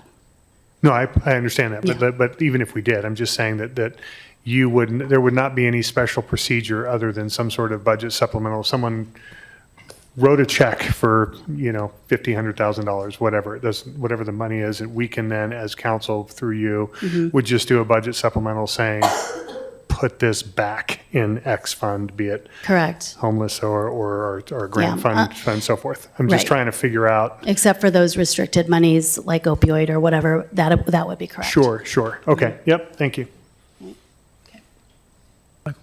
The question is, do you want us to just do a recommendation on the total amount and let council work through which of these options you actually end up doing and approving? So like, can we move, we recommend $240,000 to go towards child care services and then let council pick the path to take on that, since that's who's going to do it anyway? Just a kind of a clarification question. You could, it would just be whether or not you wanted to take it from any of these other line items, so. We'll let council work that out. Can't we do that? That's what we did on the park one. We said we'd like to recommend this, and then council does a policy decision on it. I don't think they can. Yeah, we would have to have, the balance is, or I'm sorry, the budget is already balanced, so if you're going to add the 240,000, it would be a new amount, but that is not a possibility at this point, because there's no. It has to come from somewhere. It has to come from somewhere in this particular case, because in the parks fee, that actually has a different channel. Yeah. So can we structure the motion such that we don't add it to the budget, but you go find it somewhere else and let these trade-offs happen? You can't do it that way. Okay. I would just go back to my original comment of whether we could just say as a committee that we will acknowledge the 240,000 and have it come from reserves or to be determined by the council as to a subsequent appropriation. Because you would know best as to how to allocate that. I don't think we can do that. There is a budget process by which we need to actually appropriate it, because it lands in a document that goes to DOR, and that line item has to be identified. And if it's already identified right now as community development social grants, then we have to take it out of that and put it into something else. So you can pick the amount and where it's coming from, and that's what you're going to recommend to council. Now, once it goes to council, they can adjust the budget as they see fit. So that is the process, but you can't just add money without identifying the revenue. I was saying we take it from the reserve fund, and then the council has the ability then to determine if it reallocate from some of these other items and put back into the reserve. Well, yeah, they always have that option. Right, So I would just, that would if seem to be that's the the desire, I easiest. would just make the motion All with right, that. should I make the motion then? Yeah. Real quick point of order. Sure. Point of clarification. Yeah, Dan. It's stated here, childhood grants. I think child care grants is more appropriate. We were just joking, we don't want to give money to a kid to go buy candy. Thanks for that clarification. Or an e-bike. And just before I make the motion, is it 240,000 or 244,000? It's 235. 235,000? 235? Okay, I don't have it. So I move to increase the administration budget for childhood grants to $235,000 and remove that amount, an equal amount to draw from reserves.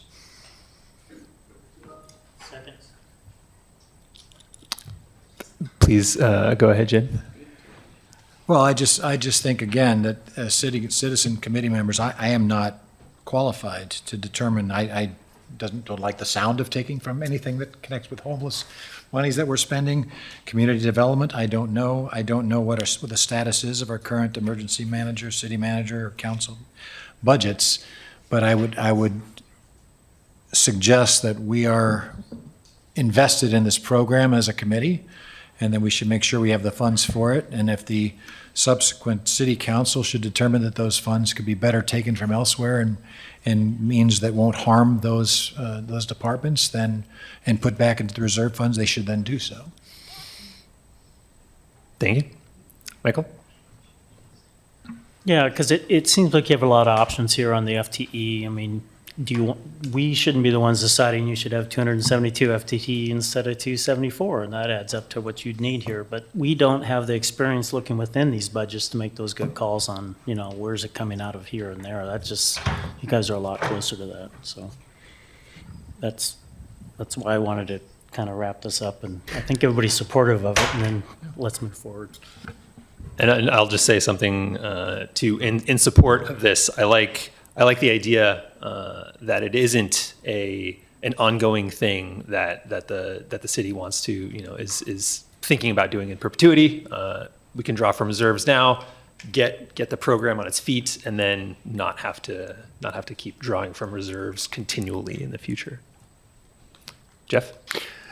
Thanks, Chair. I appreciate the intent of this, and to be crystal clear, I'm in full support of what we're trying to do here, and this is critical to our families, to our future families, to local economy.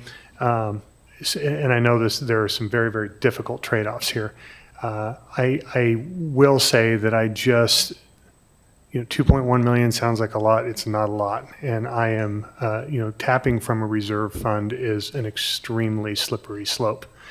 And again, I understand the intent, and I understand what we're trying to do. And I was actually, had my own motion. We were just going to go with some of the stuff here, knowing full well that it's very difficult to pull from homeless services. It's very difficult to take from other places. But in the spirit of this exact motion, I can't support pulling from the reserve fund, even though I clearly support what we're trying to do here. Thank you. Mayor? Yes, I would just like to offer an amendment. Currently, we're calling that line item child care grants, correct? In the motion? Yes. And so I would like to change that title to child care program support, to give the ad hoc committee more flexibility in terms of what the program looks like in the second year of the biennium. I'll second that. So that, I think I've said it. Okay. I think she said it. Sure. Any discussion on the amendment? All right, let's vote on the amendment.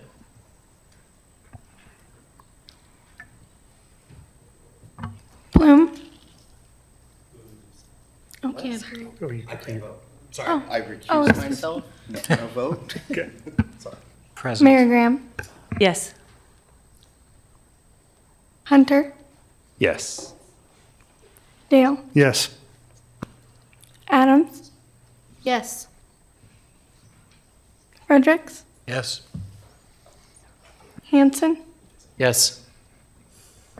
Duquesne. Yes. Murray. Yes. Spiegler. Yes. Kaplan. Yes. Wade.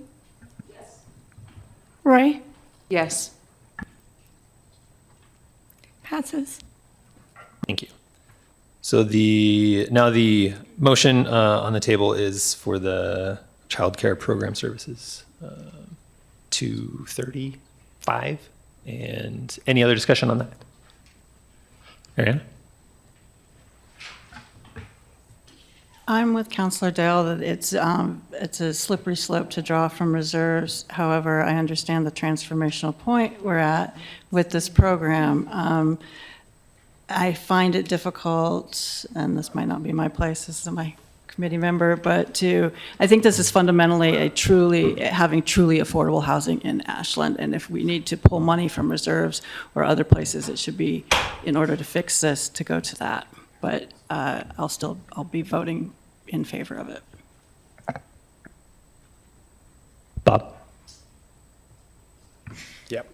Thanks, Jane. I'm with Ariane. As I said earlier, I don't love taking money out of reserves in these kinds of circumstances. But recognizing the litany of buffers that I called out in talking about these other options, $2.1 million in reserves, $1.6 million in contingency, a minimum fund balance of, which is essentially a reserve. It is a reserve. We can't touch that. We could go below that. $7.2 million in the general fund would be to trigger our reserve, our ending fund balance policy, which would cause us to come up with a strategy for getting back above it over the next period of time. I think there are ample buffers to allow me to support this with this funding source in the hopes that the council, when it reviews the whole thing, comes up with a better funding source before finalizing the budget. So I'll be supporting it.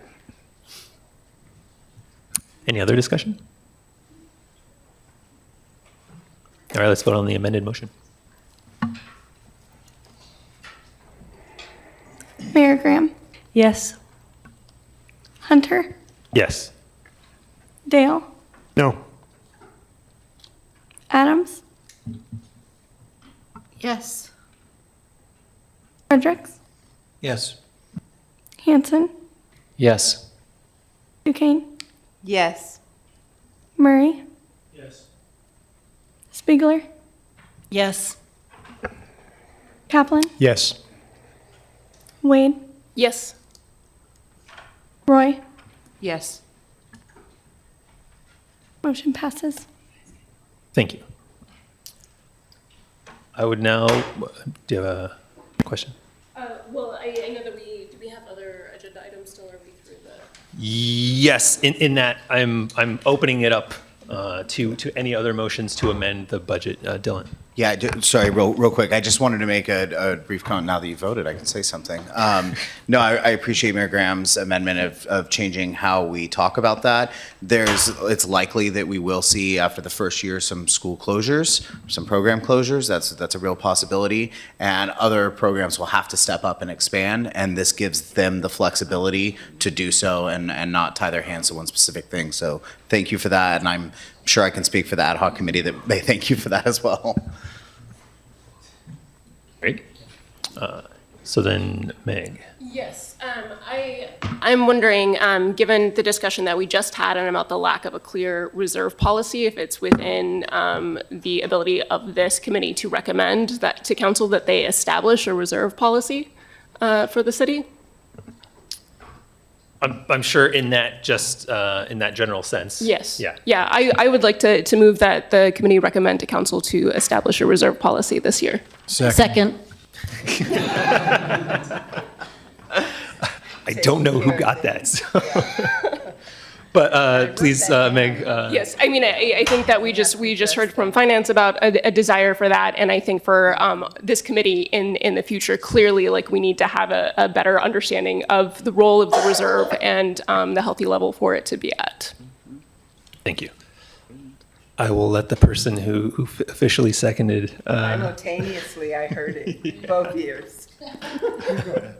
I've never seconded one before I seconded. Yes, but you may speak to the motion now. Yeah. If you would like. I agree with Meg that there needs to be a policy for reserves so that this slippery slope that we've opened up, that we may open up by funding the child care program, we need to have a set of, we need boundaries, we need guardrails as a city as to what our reserve fund is for and how we can use that.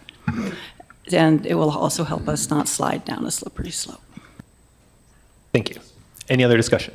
Linda? I'm heartened by the motion because I know that we're going to be entering into this strategic planning process, and this source is all about finding financial policies that for the reserve fund. Jeff? Thanks, Shane. Yeah, I'm absolutely thrilled to support this. I think this is just the start of the discussions we're going to have relative to strategic forecasting. I mean, we talk about mid-biennium. I'm looking forward to having more frequent discussions at that to find out, so that we're projecting out, we're looking, we're not getting caught by things. We should be discussing as a council, staff, leadership every quarterly, at least every 6 months, just saying where are we going. So this is the beginning of what I think are comprehensive discussions and updating our strategies. So happy to support.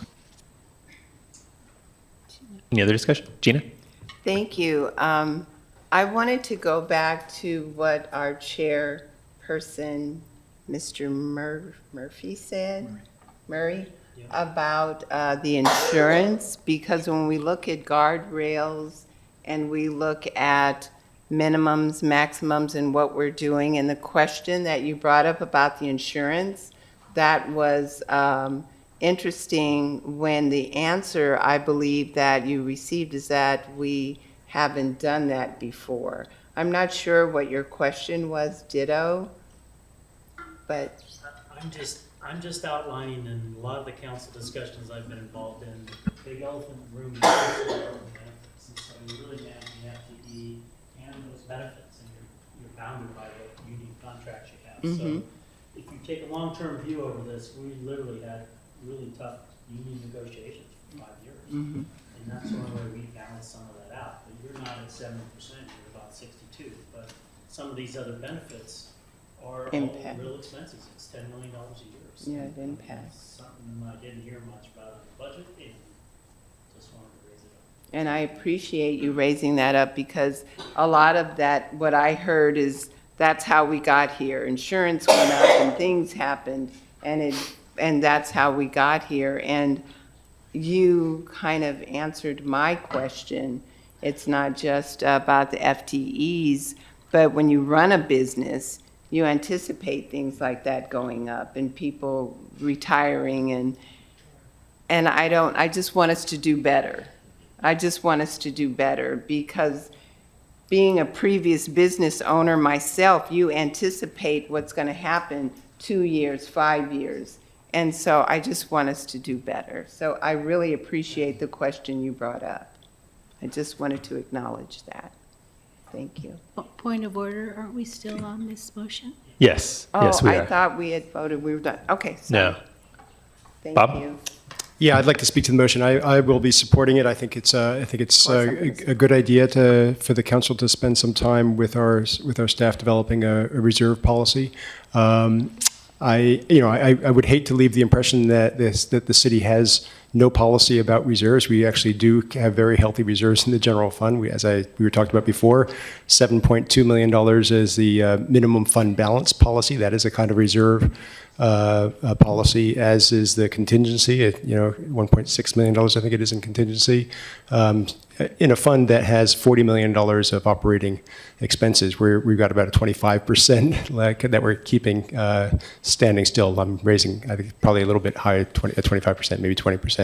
But I would point out that our enterprise funds, on the other hand, have nothing more than their minimum fund balance and contingency policies. They don't have reserves. So, it does definitely make sense to have a reserve policy. I'll be asking lots of questions about what that level should be.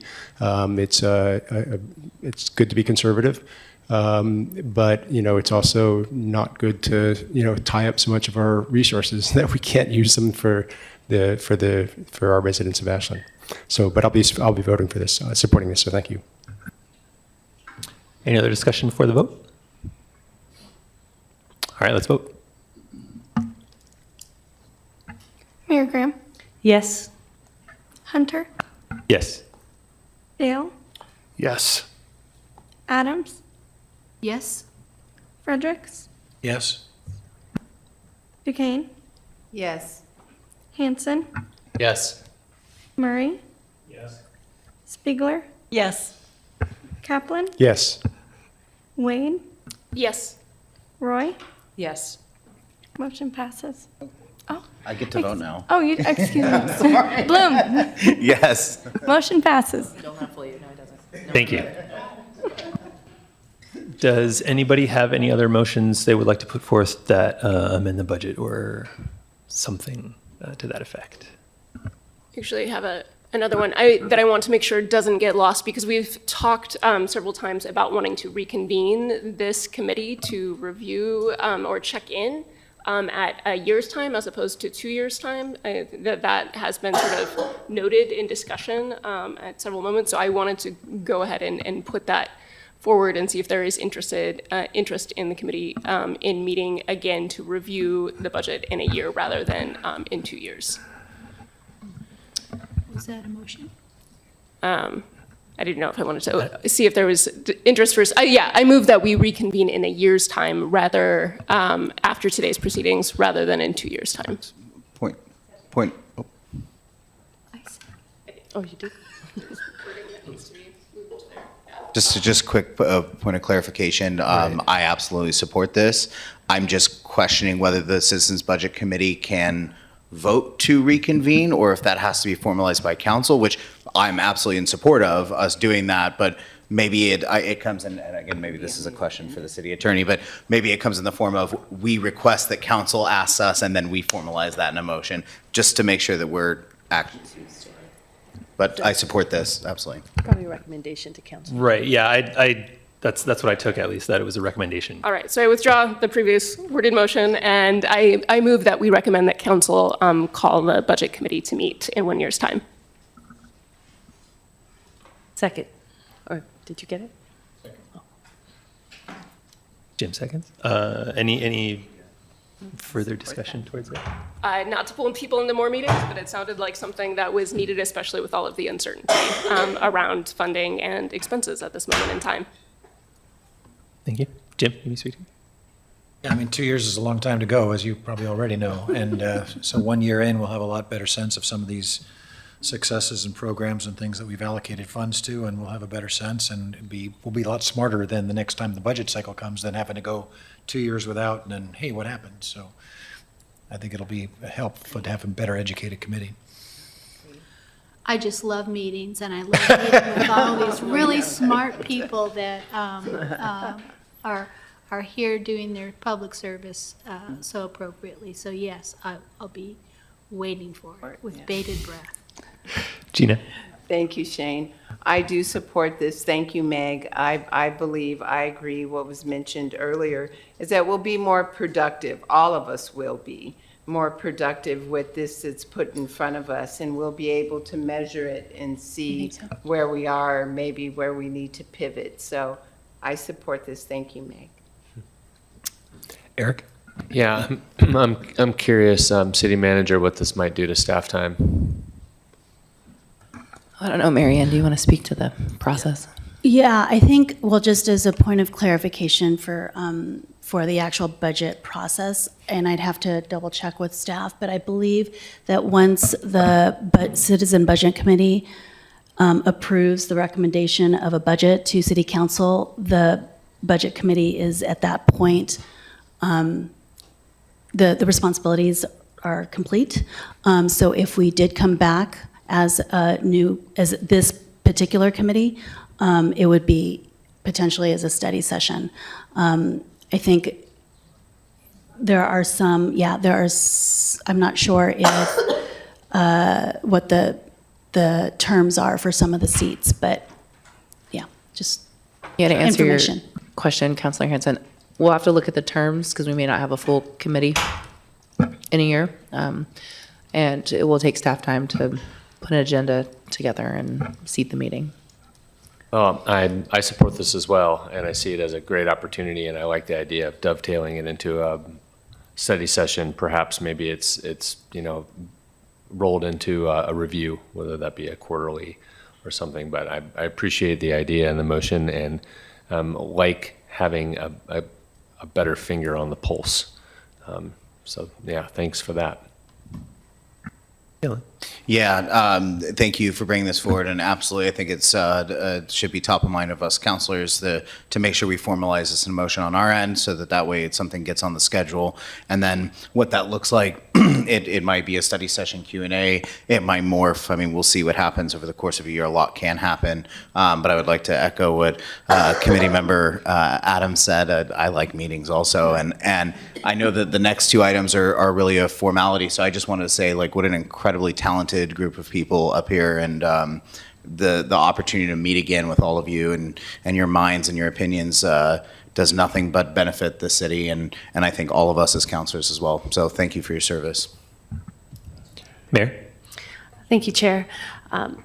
The council tracks our current budget to actuals every quarter, and that process is well underway. It's been underway for a long time, and it works well. The piece that I think is important for this annual check-in is that projection piece that says, is there something out on the horizon past the next fiscal year that is going to create a significant disruption in what we're doing, in terms of any expenses or any revenue lines, that we then have a year at the council level to start to plan for and to have any community conversations that we have to have before the next cycle. So I think combining a mid-fiscal or a mid-biennial meeting and projections with the ongoing quarterly updates and check-ins that the council does, that to me creates a nice balanced program that then takes us into the next biennial budget planning process in a really strong place. So thank you for bringing it forward. I'll be supporting it.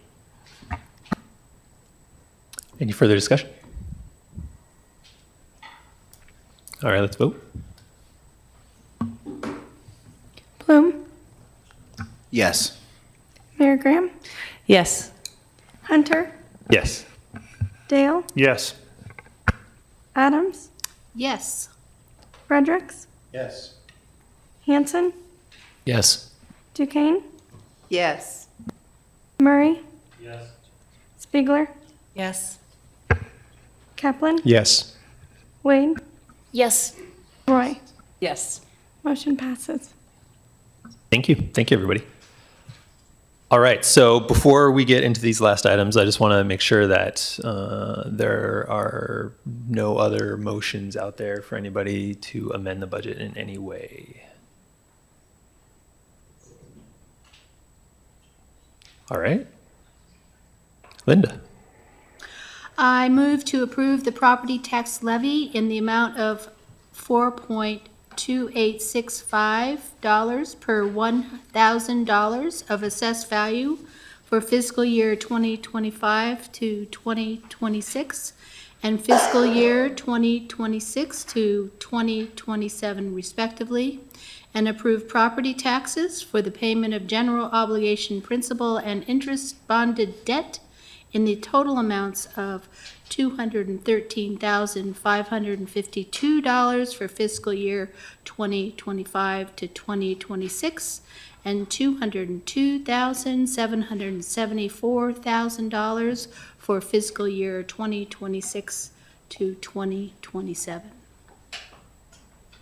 Do we have a second? Second. Thank you, Mayor. Be assured that setting this tax limit at the most that we can request from the state is the only choice we have. The city needs to continue efforts to persuade both Ashland citizens and our state and federal legislators that equitable and progressive tax reform is needed. This is a budgetary requirement, and so I'm happy to support the motion.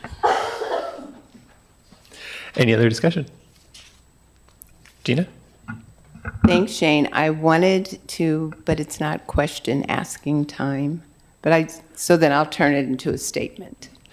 I just wanted to be clear and let any citizenry that's out, all the residents know that this is not a tax hike.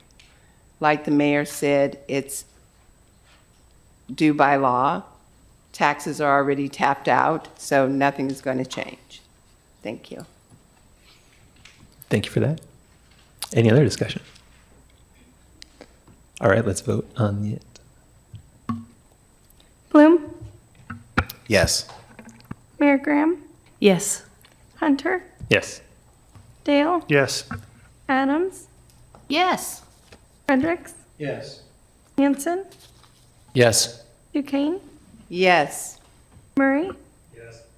Spiegler, Yes. Kaplan, Yes. Wade, Yes. Roy. Yes. Motion passes. Thank you. Would anybody like to move as we go into the budget item 6.4? Ariana? Thank you for the template. I move to approve the City of Ashland 2025 to 27 biennial budget as proposed and recommended, Revised. as proposed. As revised. As revised and recommended the budget to the City Council for adoption. Do we have a second? I'll second it. Sure. You can speak to the motion if you would like. I think we've put in a lot of work. It was a really wonderful experience for me. Thank you all for your service as well. And I think that we've come to a good conclusion for the budget. Who's on the record? That was me. Dylan. I ditto. I agree. Any other discussion? Mayor? Yes, thank you. I have appreciated the budget committee process and everyone who's devoted their time to it, especially our staff. I just wanted to speak to the fact that we deal with numbers at the budget committee level, and there are people behind them. And in order to come to us with the budget that was brought to us, there had to be cuts in the programs that we already have at the city. And I just wanted to acknowledge both the good work of this group and also the very real consequences of needing to bring what we invest in line with the resources that we have, and that is really, it means something, and it is also about the people who are on the other side of that, and just recognize that this is a difficult time. Thank you. Jim? I just want to acknowledge all the great work that Marion and her team and the city have done, because this is, just this alone, and you've made yourself available for questions and answers, and I really appreciate all the time and effort. I know what goes into this, but I probably don't even have a sense of what went beyond it, so thank you so much. Any other discussion? Kristen? I just want to echo that. Thank you so much for everything. This is my first year here, and it's been a great learning process too about the city's process, and it's a hard time for everyone in terms of making cuts, and you can see that in the budget. So thank you.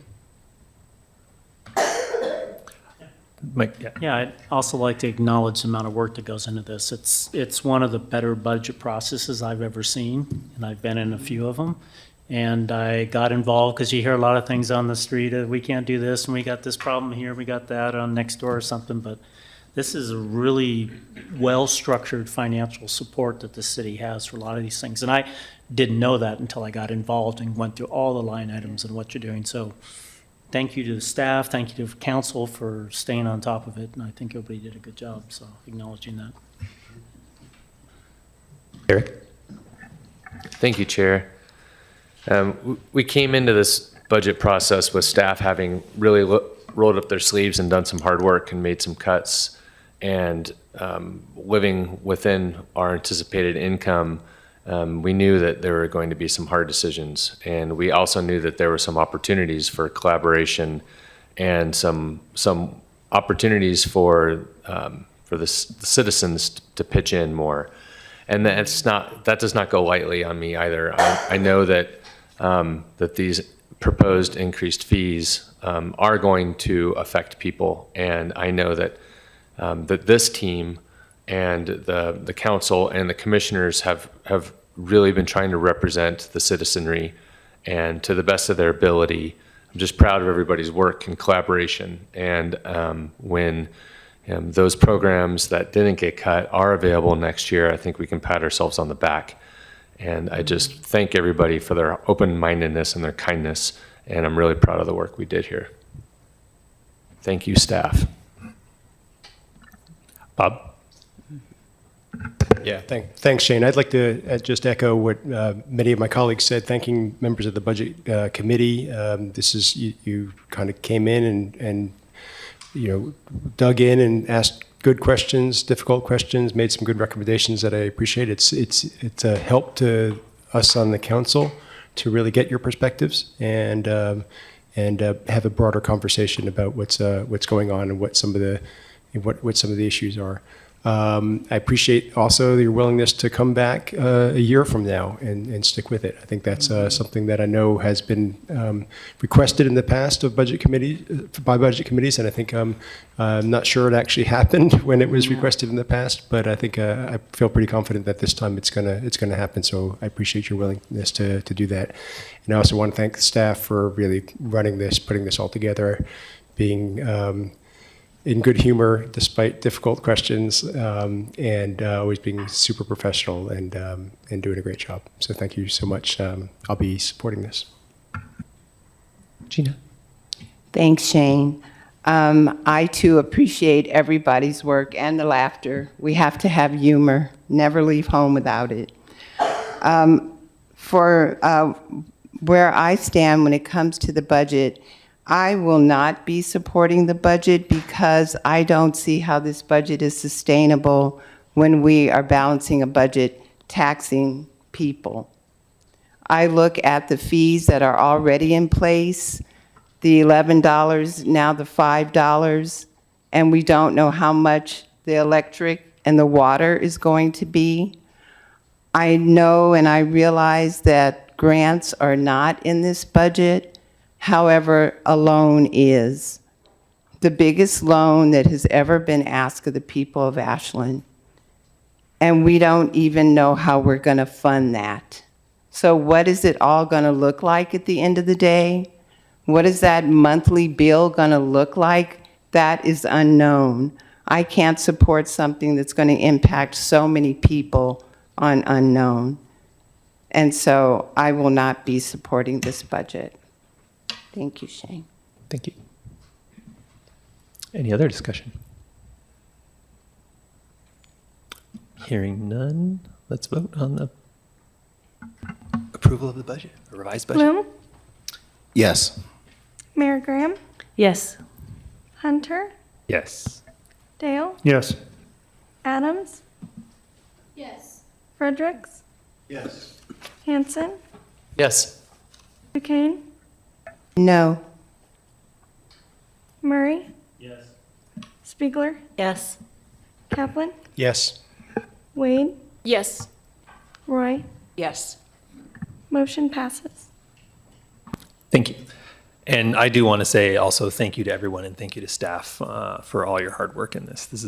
It's good to get the community involvement in this every 2 years. I know before it was annually, then it went to 2 years, and now we're going to try to do something in that mid-year to keep engagement and keep learning and keep going forward. And I'm happy about that for sure. I do want to ask about the meeting that we noticed for next week. Do we have to do anything special right now? Because I don't know.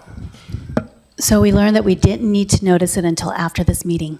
So Okay. if you are not wanting to have that meeting at this point, we just take it off the schedule. Okay. All right. I think we will do that. Mayor. I have a question, because we just approved minutes from 2 years ago. And I'm just wondering if it might be useful to have a very quick convening to at least approve the 2 minutes that have not been approved from this series, so that the next sitting budget committee isn't looking to approve minutes that many of them were not at. Yes. Dylan. I mean, Right. I don't know who to listen to anymore. No, I appreciate that. It's actually interesting when we were discussing, when Linda was making the motion to approve the minutes, I leaned over to Councilor Dale here and I was like, we can't approve these in council. Are we really going to wait 2 years as a process? Can we at least meet and do that? So thank you for bringing that up. And I know it sucks for everybody to literally pop in here. Maybe it can be a 5 o'clock or something like that, so that some of us can actually recoup the 3 hours of lost labor that some of us are losing being here. Is it necessary to physically meet to approve minutes? That's not typically corporate governance, I don't think so. Yeah. Could we just do it on Zoom? Or just an email the minutes and have people respond. That's what we've done in the, We will figure out a way yeah. and let you all know. Okay. And the fact that we are kind of meeting mid-year now, we wouldn't necessarily have to wait 2 years. Sure. And so we Although, could yeah. bring them back then. We might not be. But that would require you all to rewatch these to make sure the minutes are accurate. And we will make sure that we all watch it together. No, I'm just kidding. Yes, we'll be fine.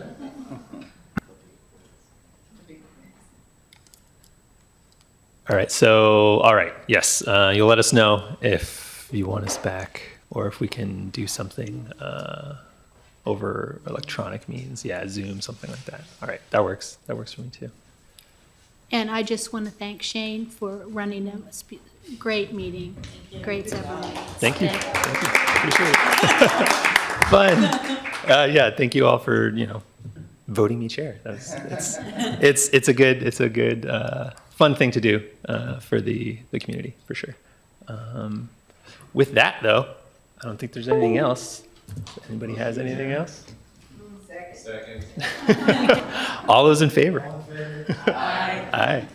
Thank you all very much. Absolutely appreciate it.